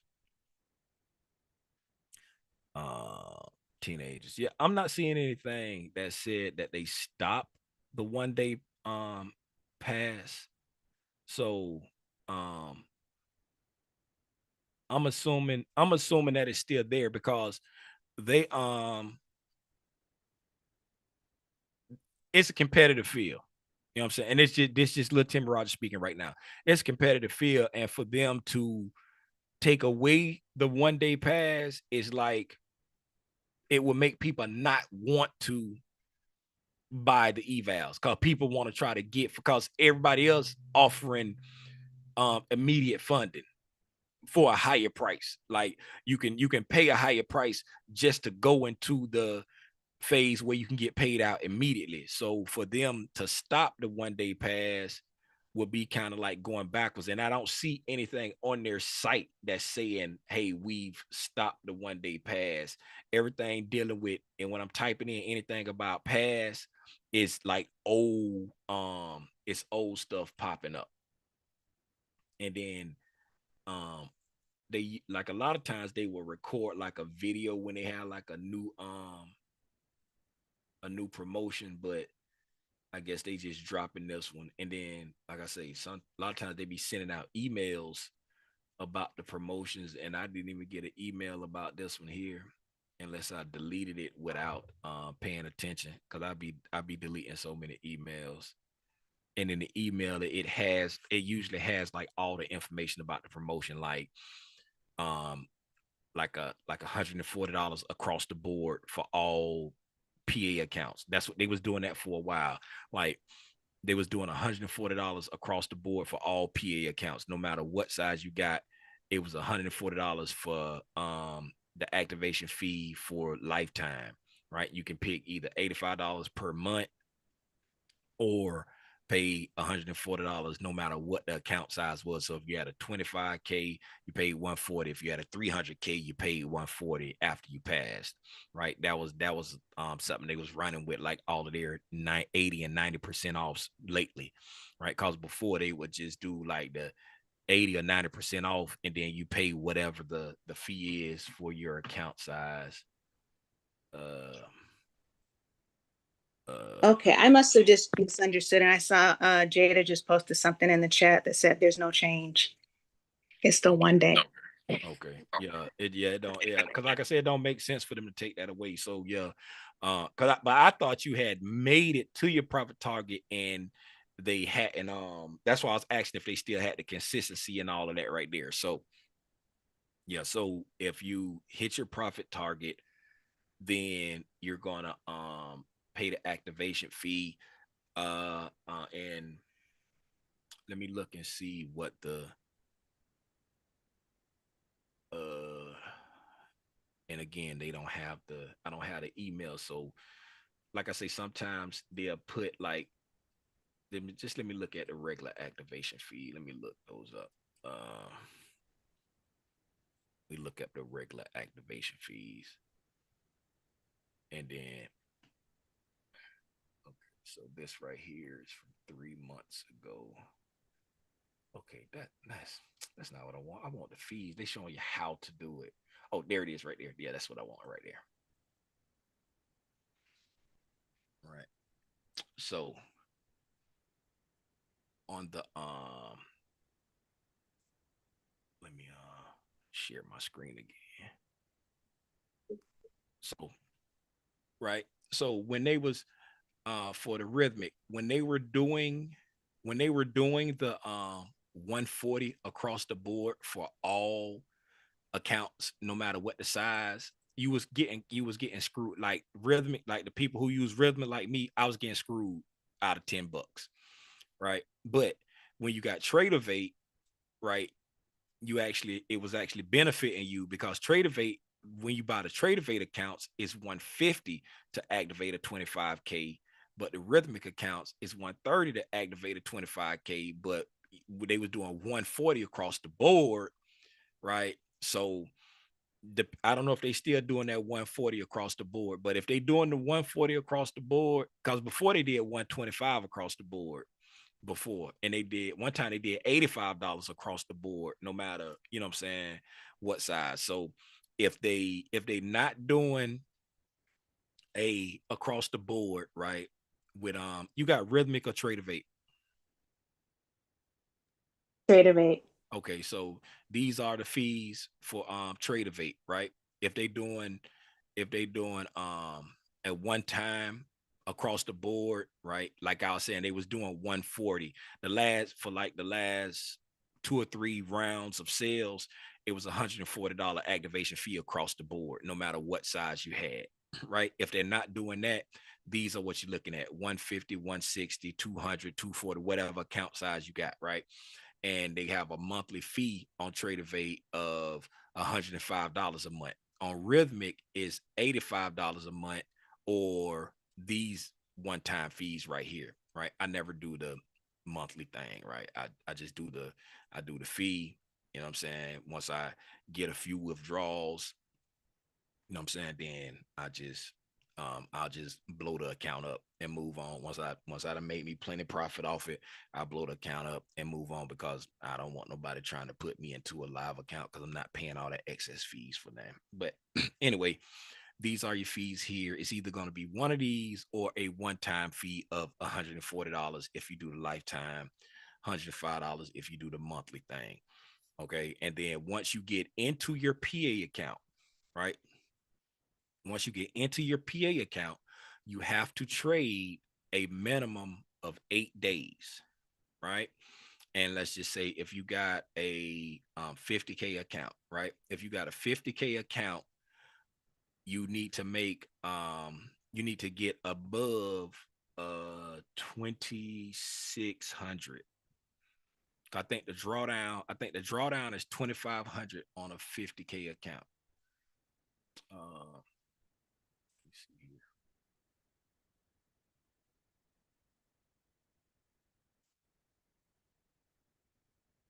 So Tradeovate 50K account. Yes, your drawdown is $2,500, right?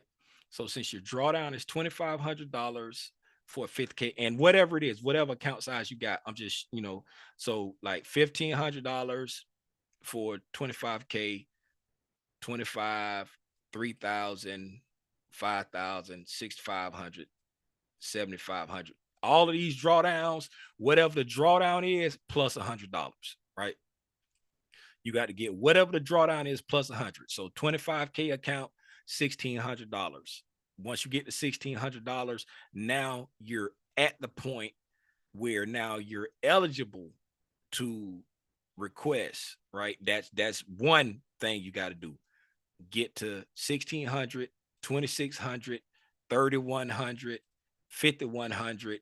You get the picture, whatever account size you got, right? So, all right. Here we go. We got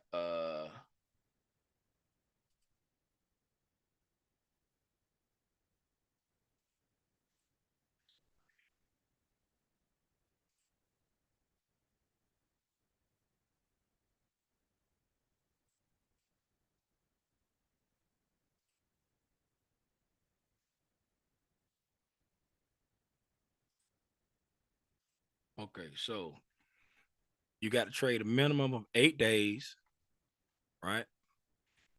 You got to trade a minimum of 8 days. Okay.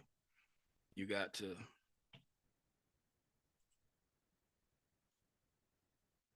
right.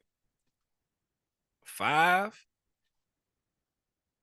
days must be well, it depend on the account size. For the 25K, I know 25 is like 50. I think all of them is $50 a day. I think all of it is $50 a day.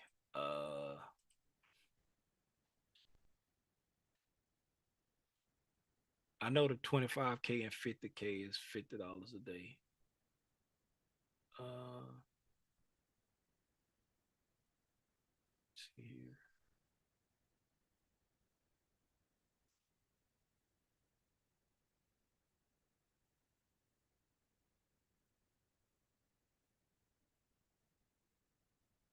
Okay.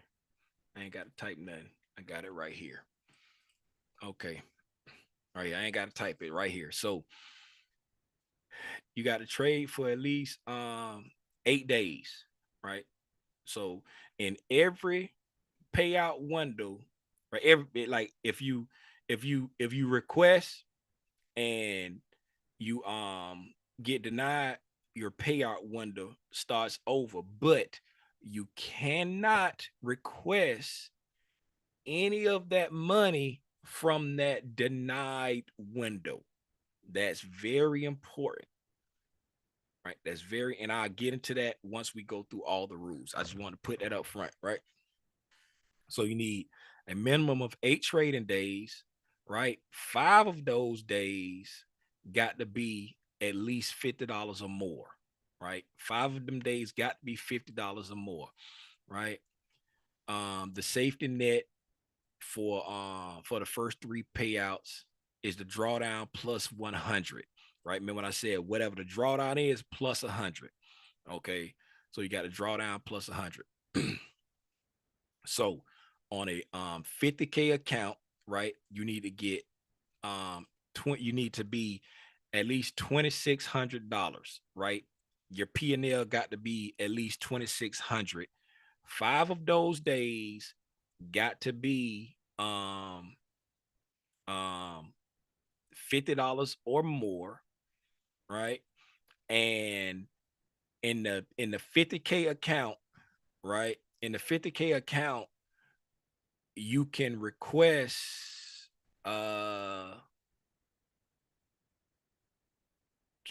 is it wait a minute, for example, let me see.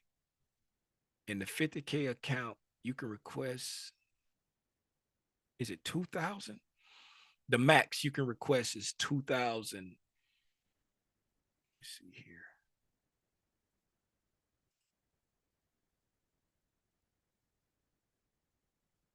I just saw something. The max you can request is 2,000, I think. Okay. Yes, right there. The max you can request is 2,000 in a 50K account right now. the way this works, right? Is Sonya still with me? Let me make sure Sonya still here because I don't want to be all that talking. I'm here. Okay. All right. So the max you can request is 2,000, right? The minimum you can request is 500. Okay. Now, the way this works is, okay.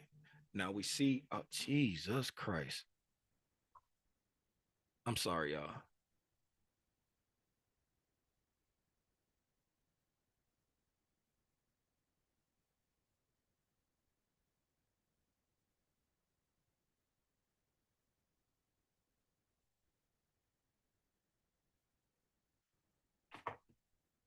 Okay. So,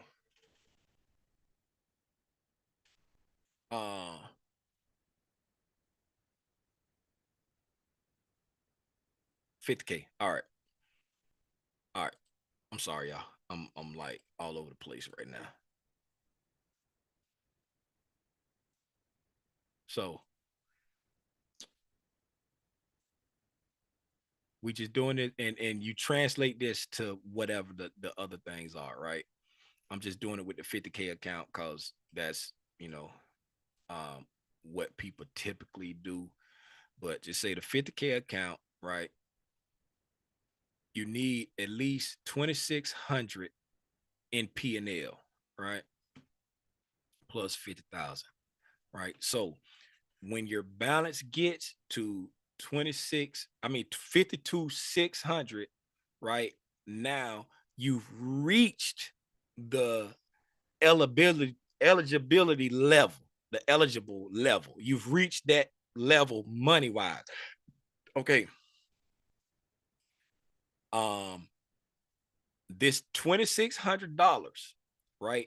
You're only allowed, now this is important, write this down. You're only allowed to dig into that 2,600 by $500, right? You cannot withdraw more than $500 if it's going to eat into that 2,600, right? So follow me. So you got 52 6 minus 500, right? If the withdrawal amount that you make is going to take your balance down lower than 52,100, you're going to get denied because you can only eat into this 2,600 by $500 for your first 3 or 4 withdrawals, right? You can only eat into that 2,600 by $500. So the minimum you can request, right? Remember here, the minimum you can request is $500 for a 50K account. The maximum you can request is $2,000 for a 50K account. The minimum you can request for all of them is $500. The maximum you can request is $1,500 for 25K, $2,500 for 100K. You see the numbers. This is the maximum you can request. Okay. So if you want to request the maximum, all right. If you want to request the maximum, you need to plus 2,000. You need to have at least 54,100 to request the maximum, right? If you don't have 54,100, if you don't have $4,100 in profit on a 50K account, if you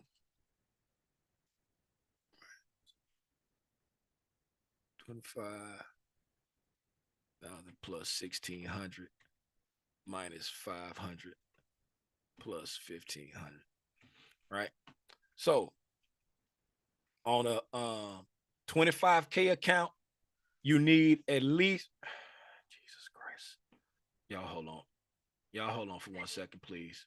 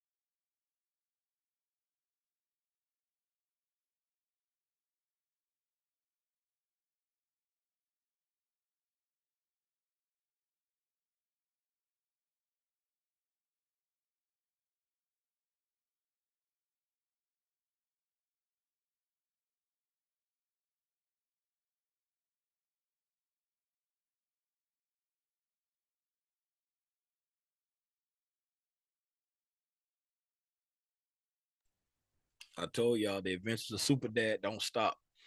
All right. So if you got a 25K account, if you want to request the maximum, you need to have at least 27.6 in your account. If you got a 50, Jesus Christ. They close on Mondays. Oh my God. Okay, just all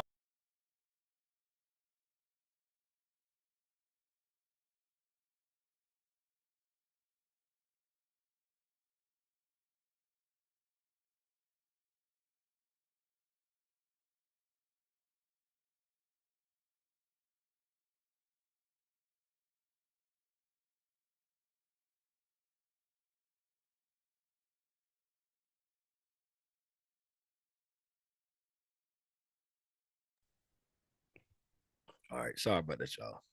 So what was I? All right. So if you want to request the maximum, you need to have at least 54.1. If you got a 50K account, you need to have at least 27.6 if you got a 25K account. And the reason why is because you can only dig into the 2600 for the 50K account by $500, and you can only dig into that 1500, I mean that 1600 and a 25K by $500. You can only go inside your cushion by $500. So if you want to request a maximum, you need to have the maximum above your the lowest you can go inside your cushion. All right. Hopefully I'm not confusing you. Right. So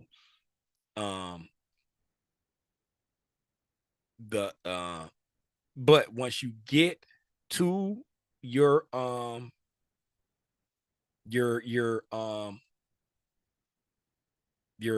what's the name? So we say 50 to 6, right? Once you get here, you're qualified to take a withdrawal if you've traded 8 days, right? If you traded at least 8 days, they don't have to be all winning days, but they got to be 8 trading days. If 5 of those days, of course, 5 of them days going to be $50 or more because you've made $2,600, right? 5 of them days got to be $50 or more.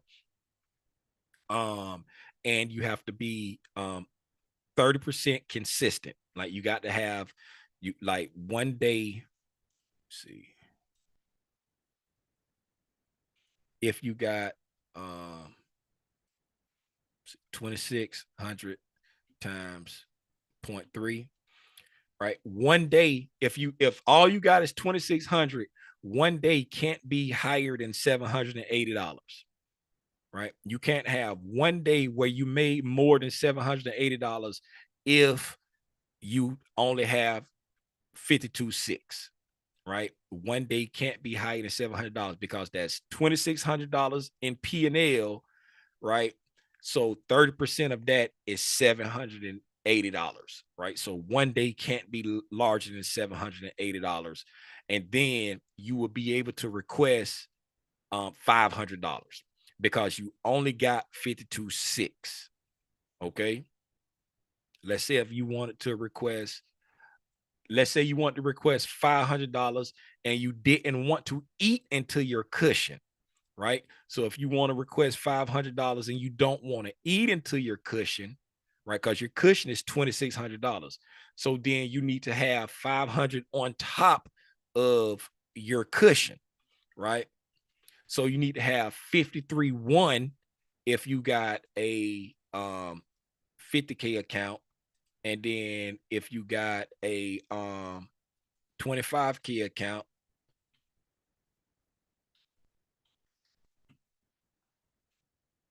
right? 26.5.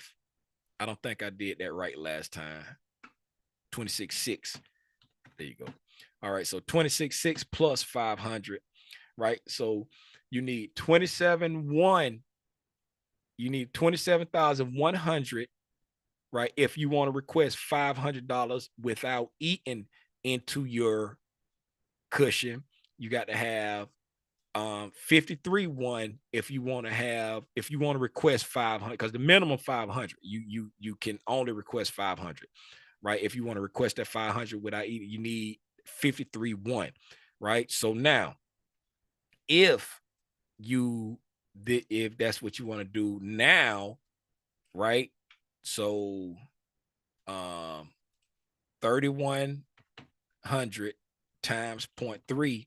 Now, one of your days can't be larger than 930 if you got a 50K account, because you got $3,100 in P&L. So 30% of 3,100 is 930, right? And if you got a 25K,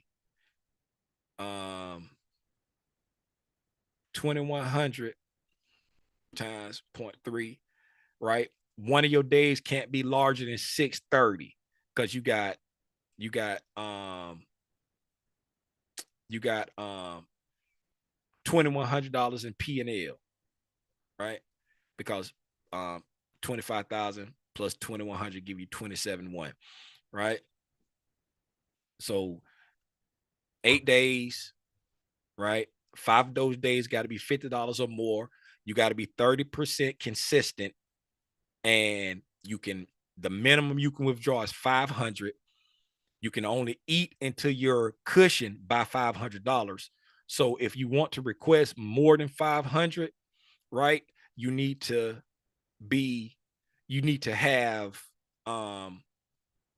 enough to take more than 500, but not eat into your cushion of 500, right? Whatever 52.6 minus 500, or 26.6 minus 500, whatever that is, you don't want to go below that number when you withdrawn, or you're going to get denied. Now, let's say you got that. Is that clear? Do you understand that? Do that make sense? I'm tracking. Okay. Now, let's say you make a request and they say you weren't consistent, right? They say one of your days was too big, because now, mind you, if you are being consistent, right? And let's just say you done traded 12 days, right? You were being consistent. You got up to let's just say you got up to, all right, let me do something here. I'm gonna give you a couple scenarios, right? So 50 to, wait a minute, 50,000 plus, no, 50,000 plus 2,600, right? That's the cushion. You want to do everything above the cushion. You don't want to, you know what I'm saying? So we're gonna add 2,000 to this, right? So now you got 54.6 is where you made it to, you almost at 54.6, right? Because you want to request minus 250, right?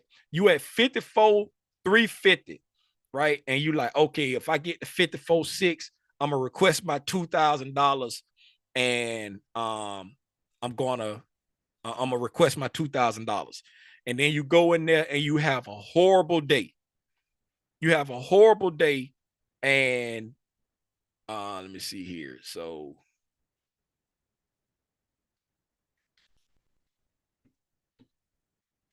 all right, so 52,600. Right? You have a horrible day and you lose $1,000, right? So you're above the minimum, right? You're above the minimum that you need to be at. You got 53.3, right? And you say, oh, I got let's see, I got too many calculators open. Okay. You say, I got what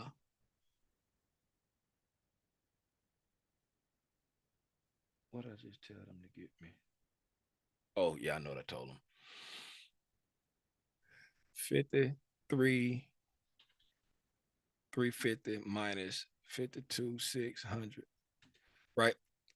You say I got $750 I can request and stay above my cushion, right? So you go in and you put in a request for 750. You tracking with Miss Sonia? You following along here? Yes. Okay. You say I'm gonna request I had a horrible day. I'm just going ahead and request my 750. And because I was looking forward to getting that 2000. It's coming up on my birthday. I was gonna have me a nice little trip, little spa day, all that, but I'm gonna get my 750 and call it a day. And you put in the request and they say, oh, I'm sorry, Sonya, you've been denied because you wasn't consistent. And you be like, man, I was consistent the whole time, right? Now, let me see here. Let's just say, right? Let's see. You had, let me see, 43. What was it? Yeah. You had 4,350, and we said you was trading for 12 days, right? So, 4350 times 0.3. Right. So that means one day can't be bigger than 1305, right? One day can't be bigger than 1305 when you had 4350, right? And so you was good because your biggest day was $1,200. So you were consistent, right? Your biggest day was $1,200. So you was consistent when you had made it up to 43.5, and then you was getting ready to slide into that. What was it? We needed 44,600. You was at 54,350, and you was trying to make it to 54,600, and you had that bad day. So your largest day was $1,200. So you was good, right? But now you're at a lower price, right? You're at a lower target, right? And your largest day was $1,300. But now, since you got this is where you at now times 0.3, your largest day, your largest day was 1,200. Now your largest day can't be more than 1,000. But because you had that $1,000 losing day, but your largest day was 1,200 when you was trying to make it to that 54.6. You know what I'm saying? You were staying consistent, you was doing good, then you had a horrible day and it brought you down, and now your largest day can only be $1,000. And then, so when you go in and you're not aware that, hey, I've slipped back under my consistency because of this big loss, and you go and you try to request 750 and they deny you, right? Once they deny you, now you pissed, you on YouTube like, they denied me, I was consistent, and but you forgot that bad day took you under. So you say, okay, I'm gonna trade another 8 days, I'm gonna run it up, and I'm gonna request my $2,000. Okay. Now, you got 5,350 and they denied you, right? They denied you. Now, you're above your threshold, right? You're above your threshold because you got 5,350. I'm going to put 5,350 over here, right? You trade for 8 days and you make $1,800.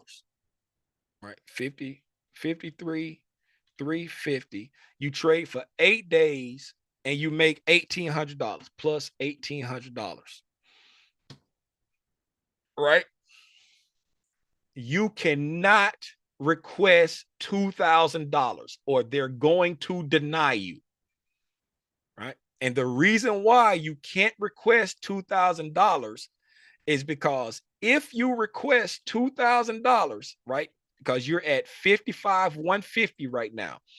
If you request $2,000, that's going to put you at 53,150. What was your balance when they denied you? 53,350.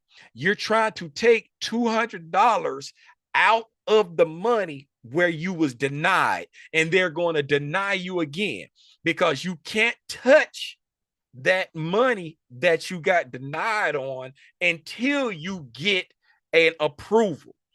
Once you get an approval, so if you made $1,800 in them 8 days, you can request $1,800, right? And they'll approve you. You can request $1,800, they'll approve you, right? So we go 53,350 plus 1,800, right? Minus 1,800, right? That puts you back at 53,350. Now you trade another 8 days and you make $1,000, right? You got 54,350. Now you can request $2,000. Why can you request $2,000 now? Because that is going to put you at 52,350. Oh yeah, I forgot. You said you don't want to go below your cushion, right? But even still, you could request it because 52,6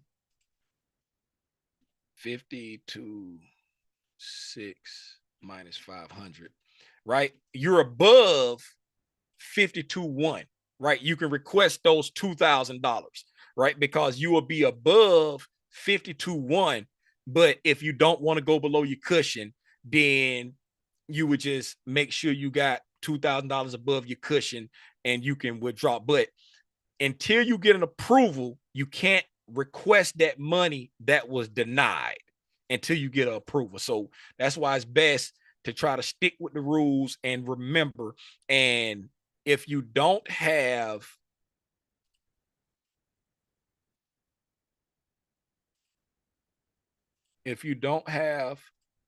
this consistency sheet right here, if you don't have this sheet right here, then I think it was in the Discord, but I'll put it in the chat right now. Thank you, Tim, because I don't think I have that. All right, I'll put it in the chat right now. And this sheet right here has saved me many a day, especially when I have like a bad day and I get pissed and end up getting like unnecessary drawdown, right? So for example here,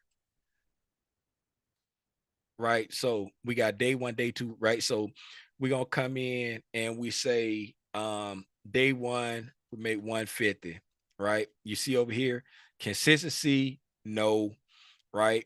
And it tells you most profitable day must be less than 45. Highest profit day is 150. How much to reach consistency?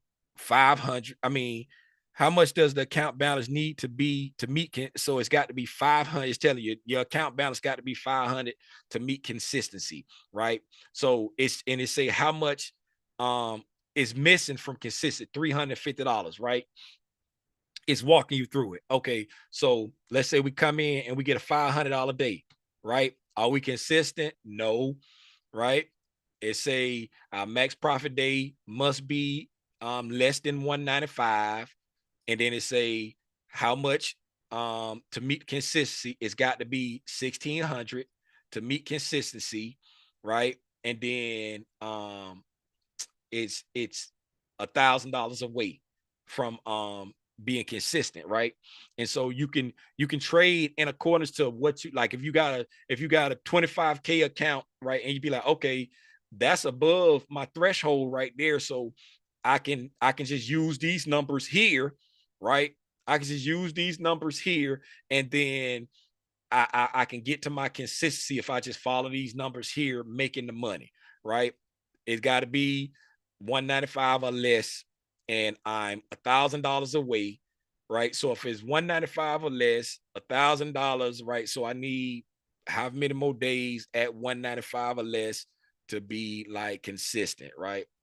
1017 divided by 195. So like around 5 more days, right? So we'll just go in there and you know what I'm saying, 195, but let me what I want to do is I want to do it like using like bigger numbers. So I'll put in like $1,000 day. I'll put in 500, right? 1,200, 1,300, right? So now see, it says I'm consistent, right? And then you see this number down here, right? How much is missing from consistency rule? If you have a loss larger than this negative number, it's going to bring you back up under your consistency, right? That negative number right there, that's a very important number when you start getting trading days under your belt, right? Because right now, based off of how we've been trading with a 150 day, a 500 day, $1,000 day, 500 day, $1,200 day, $1,300 day, we're consistent now, but we need 2 more trading days, right? So we need 2 more trading days. Let's say if we came in here, right, and we spiral, right, and we have a $350 losing day, right? We're no longer consistent, right?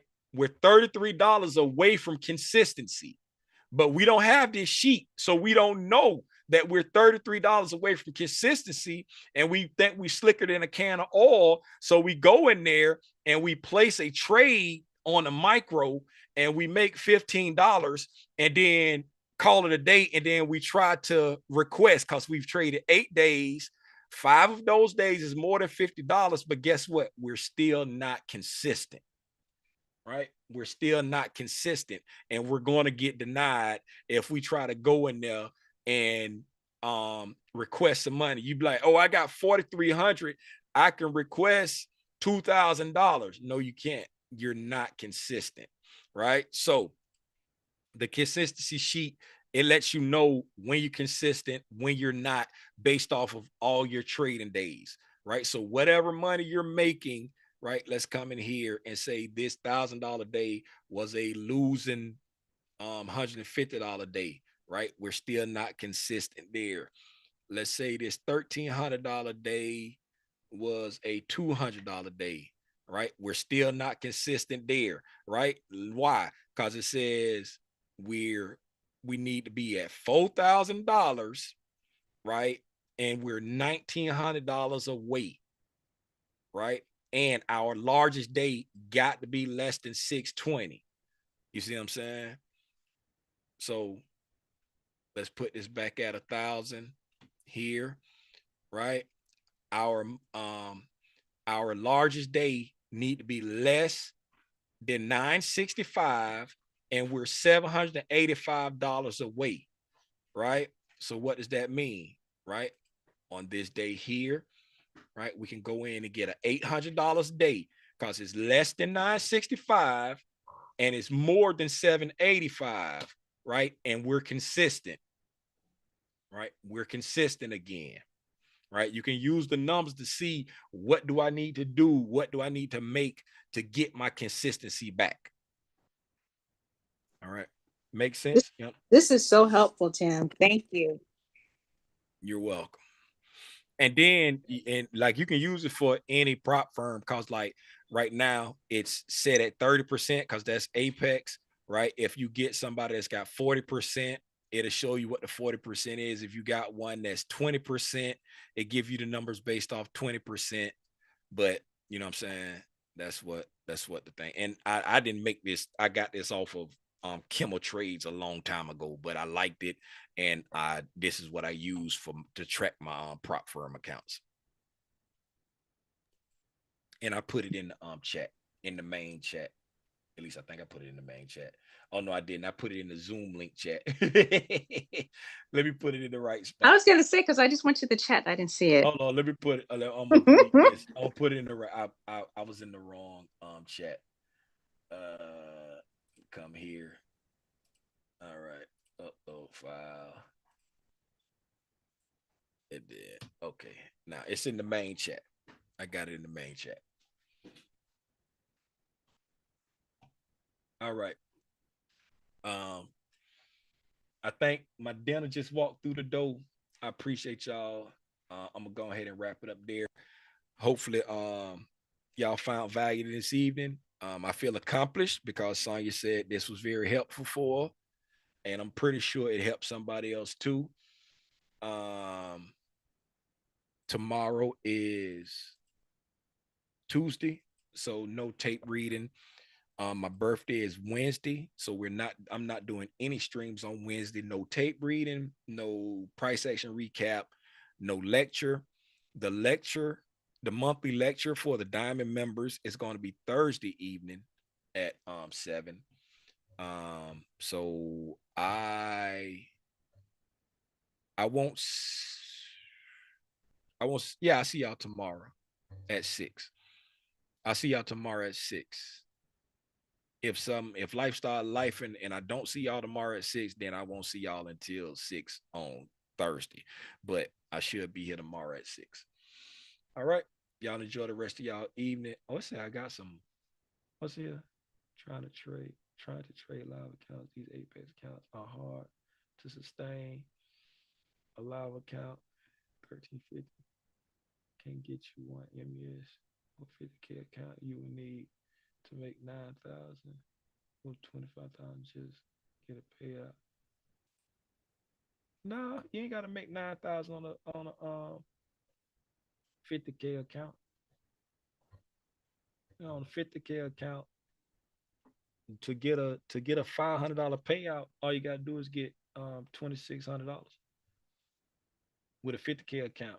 If you get $2,600 with a 50K account, you can take a $500 payout because you can eat until your that $2,600 by $500. So all you gotta do is make $2,600, get a $500 account, right? But what people mess up is they try to swing for the fence and everything because they want to get those big payouts, and then then they realize, oh, this ain't easy as it look trying to get big payouts, right? Tim. Yeah. You said you posted it in the main chat? Yeah. I'm not seeing it. I didn't put it.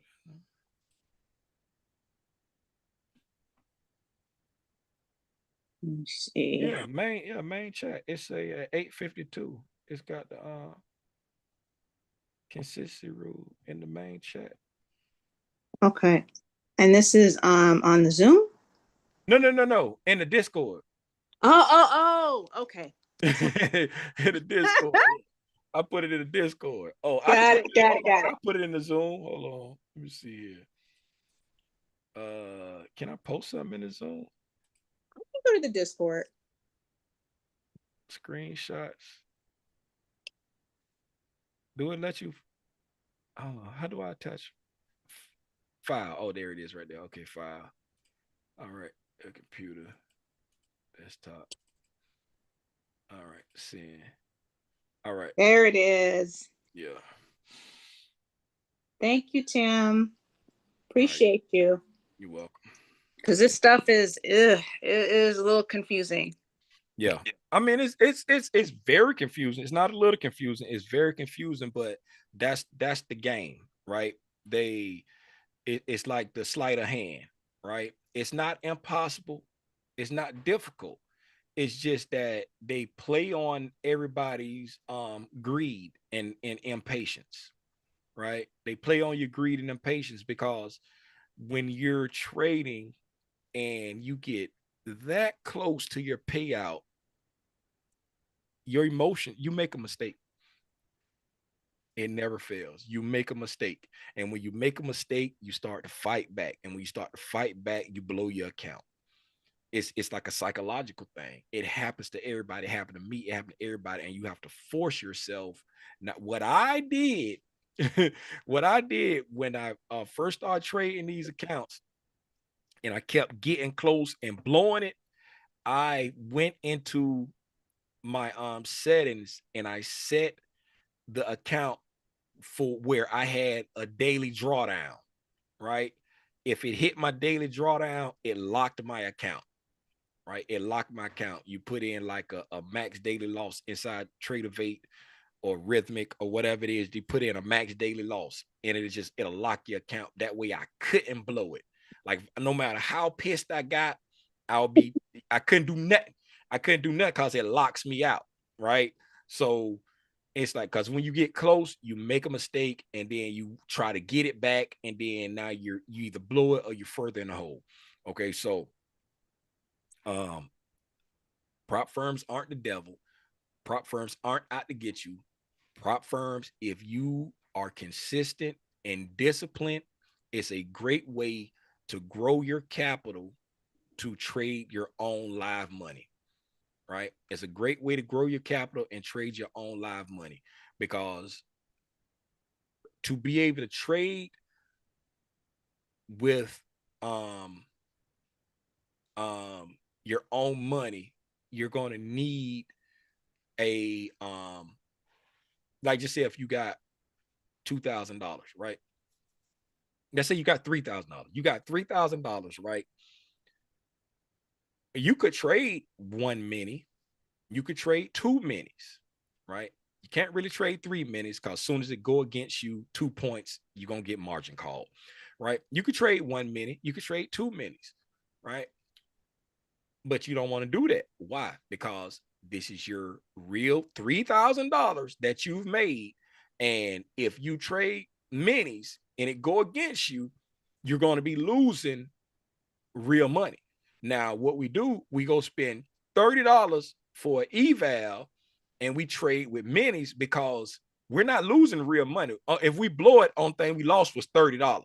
So we go hard and heavy in these evals and we trade minis, right?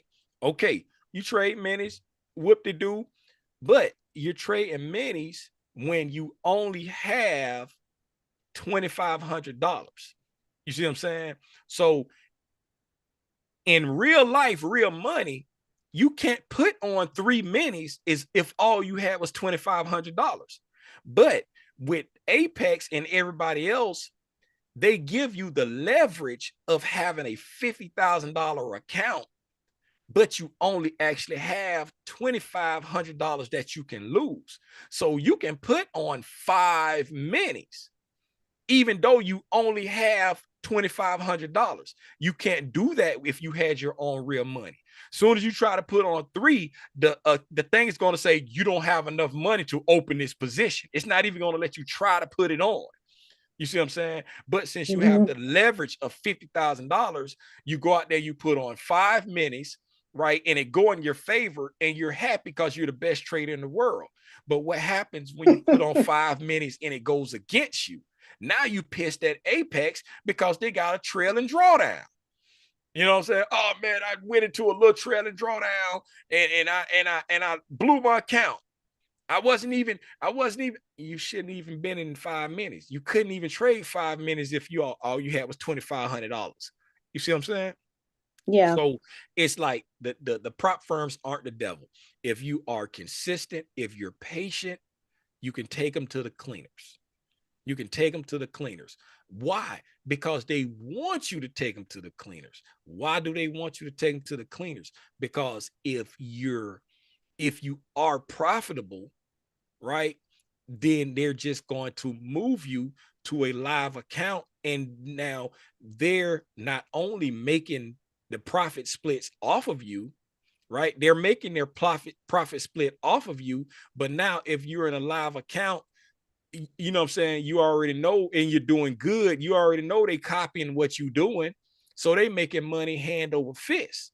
You see what I'm saying? But they're banking on you being a gambler, They're banking on you swinging for the fences. They're banking on you spiraling, and they're banking on you resetting because people always want to say, oh, the prop firms only making money because these people are failing and rebuying. Yeah, that's a part of their revenue, right? That's a part of their revenue. But think about it.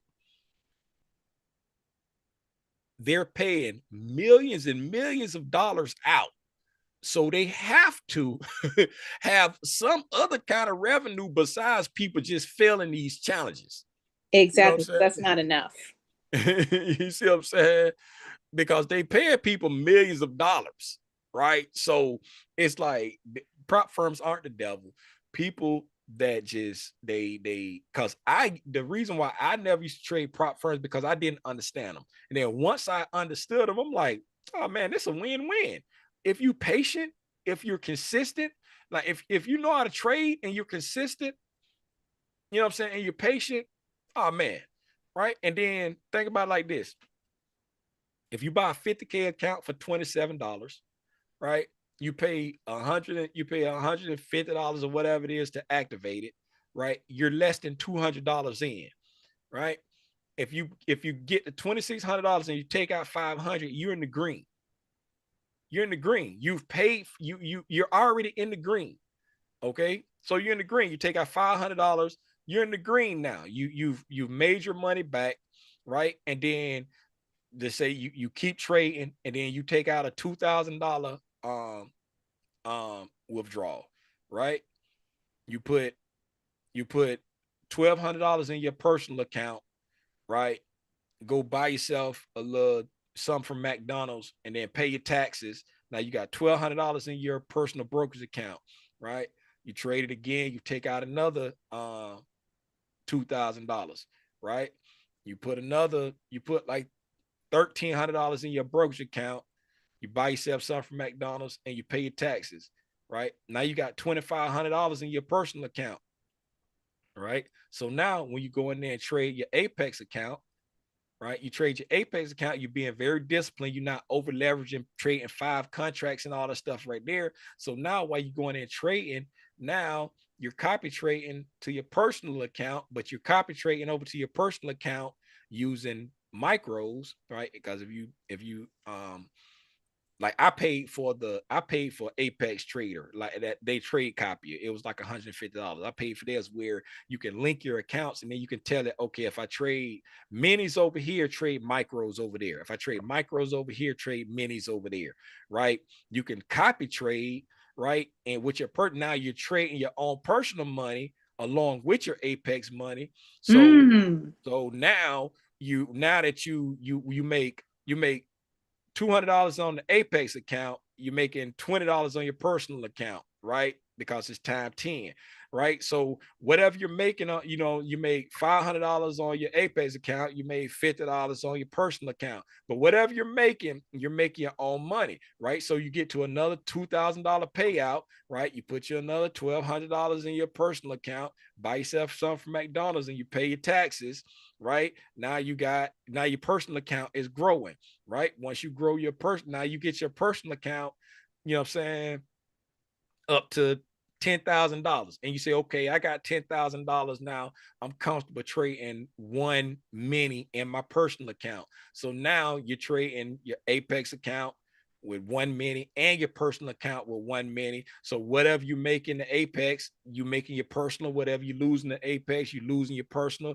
right? You trading is 1-to-1, same size. You get to a point where you can take out another $2,000 in your Apex, but guess what? You got $2,000 in your personal account too. You see what I'm saying? You take your 2,000 out, right? You put $500 over there in the Apex, right? You buy yourself something real nice, and then you pay your taxes with the rest of it off of the 2,000. So now that's how you cook with 2 pots. I got you. Yeah, because my goal is just to build my account, because just the idea of using my own money, I'm not good with that, Tim. Yeah. Not yet. So thank you for this. I've held you up long enough. Go have your dinner with your family. And Oh yeah, my son got it smelling good out there too.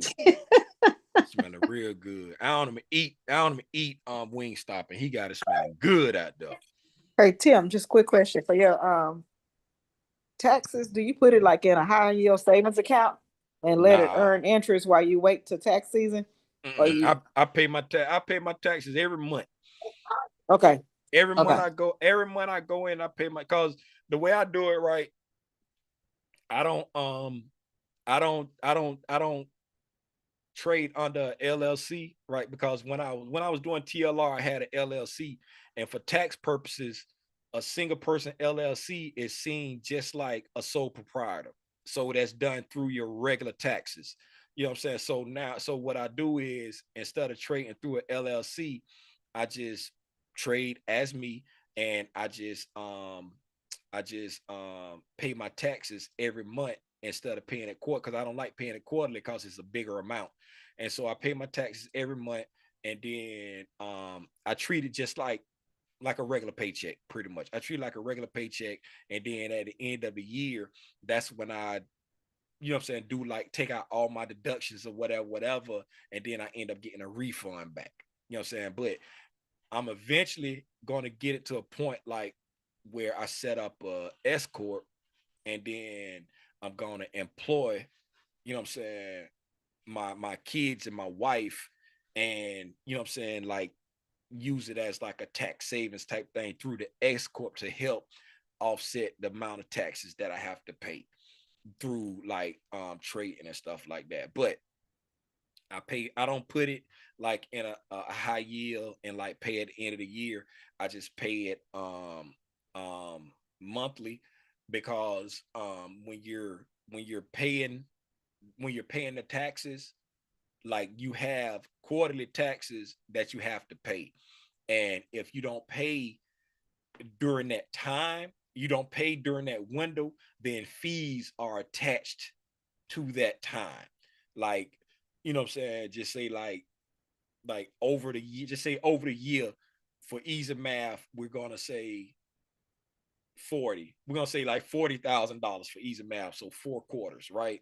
$40,000 over the year, right? And we're just gonna say all things equal, you made $10,000 a quarter, right? So if you didn't pay taxes in quarter one and quarter two, right? Now you got penalties for quarter one and quarter two because you didn't, or in quarter three because you didn't pay any quarterly taxes during that time. And the only way you offset that is if you pay your taxes up front. Like coming into, like when I come in and do my 2024 taxes, I pay my taxes for 2025.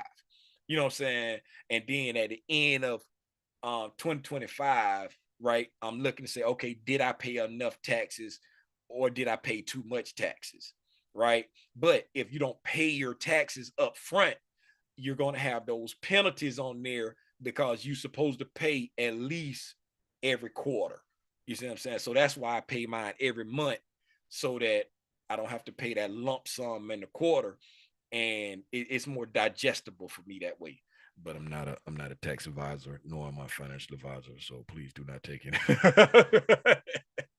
But yeah, I don't. But I know people who like put their money aside into other investment vehicles to like earn money off of it prior to paying the taxes, right? Kind of cooking it twice. You know what I'm saying? Kind of cooking it twice, but I don't, you know, I don't get into that.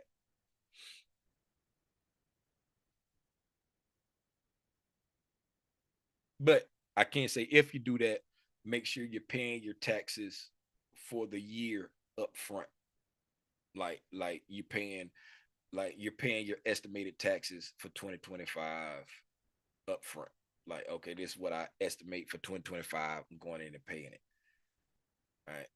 And then cause every you got like a grace period on each one of the things. Cause when you come in to like the tax date, when you come to the tax date, when you got like time to file, right? You got up until like April before you actually file, but it's like, and like you can do like some stuff like in January that's based off of like what happened back in December. You be having grace periods and stuff like that, but just make sure if you're gonna hold the money that you're making and estimating to pay in taxes, make sure that you've paid your tax. Like if you know I typically pay $25,000 a year in taxes, right?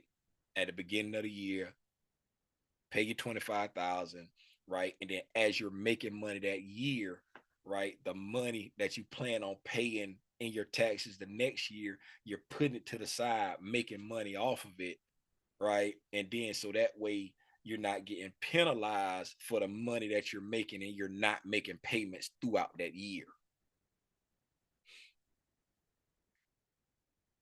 Make sense? Yes, thank you. All right, man. Appreciate y'all for hanging out. We've been up here forever. It's like after 9 o'clock. Only the strong survive. I see a few people still hanging in here with me. What Marco did. Prop firms have been life changing for me. That's what's up. Congratulations, Marco. Congratulations. If life don't start life, and I'll see y'all tomorrow at 6. Y'all enjoy y'all evening. I'm about to go eat my 2-piece tilapia and fries. And I'll see y'all. What it say? Oh, that say Monica. I thought it said Marco. Ooh, I'm sorry, Monica. When I just looked up, hey, my eyes crossed. My eyes caught like a pistol. My eyes caught like a pistol. Wait a minute, I'm sorry.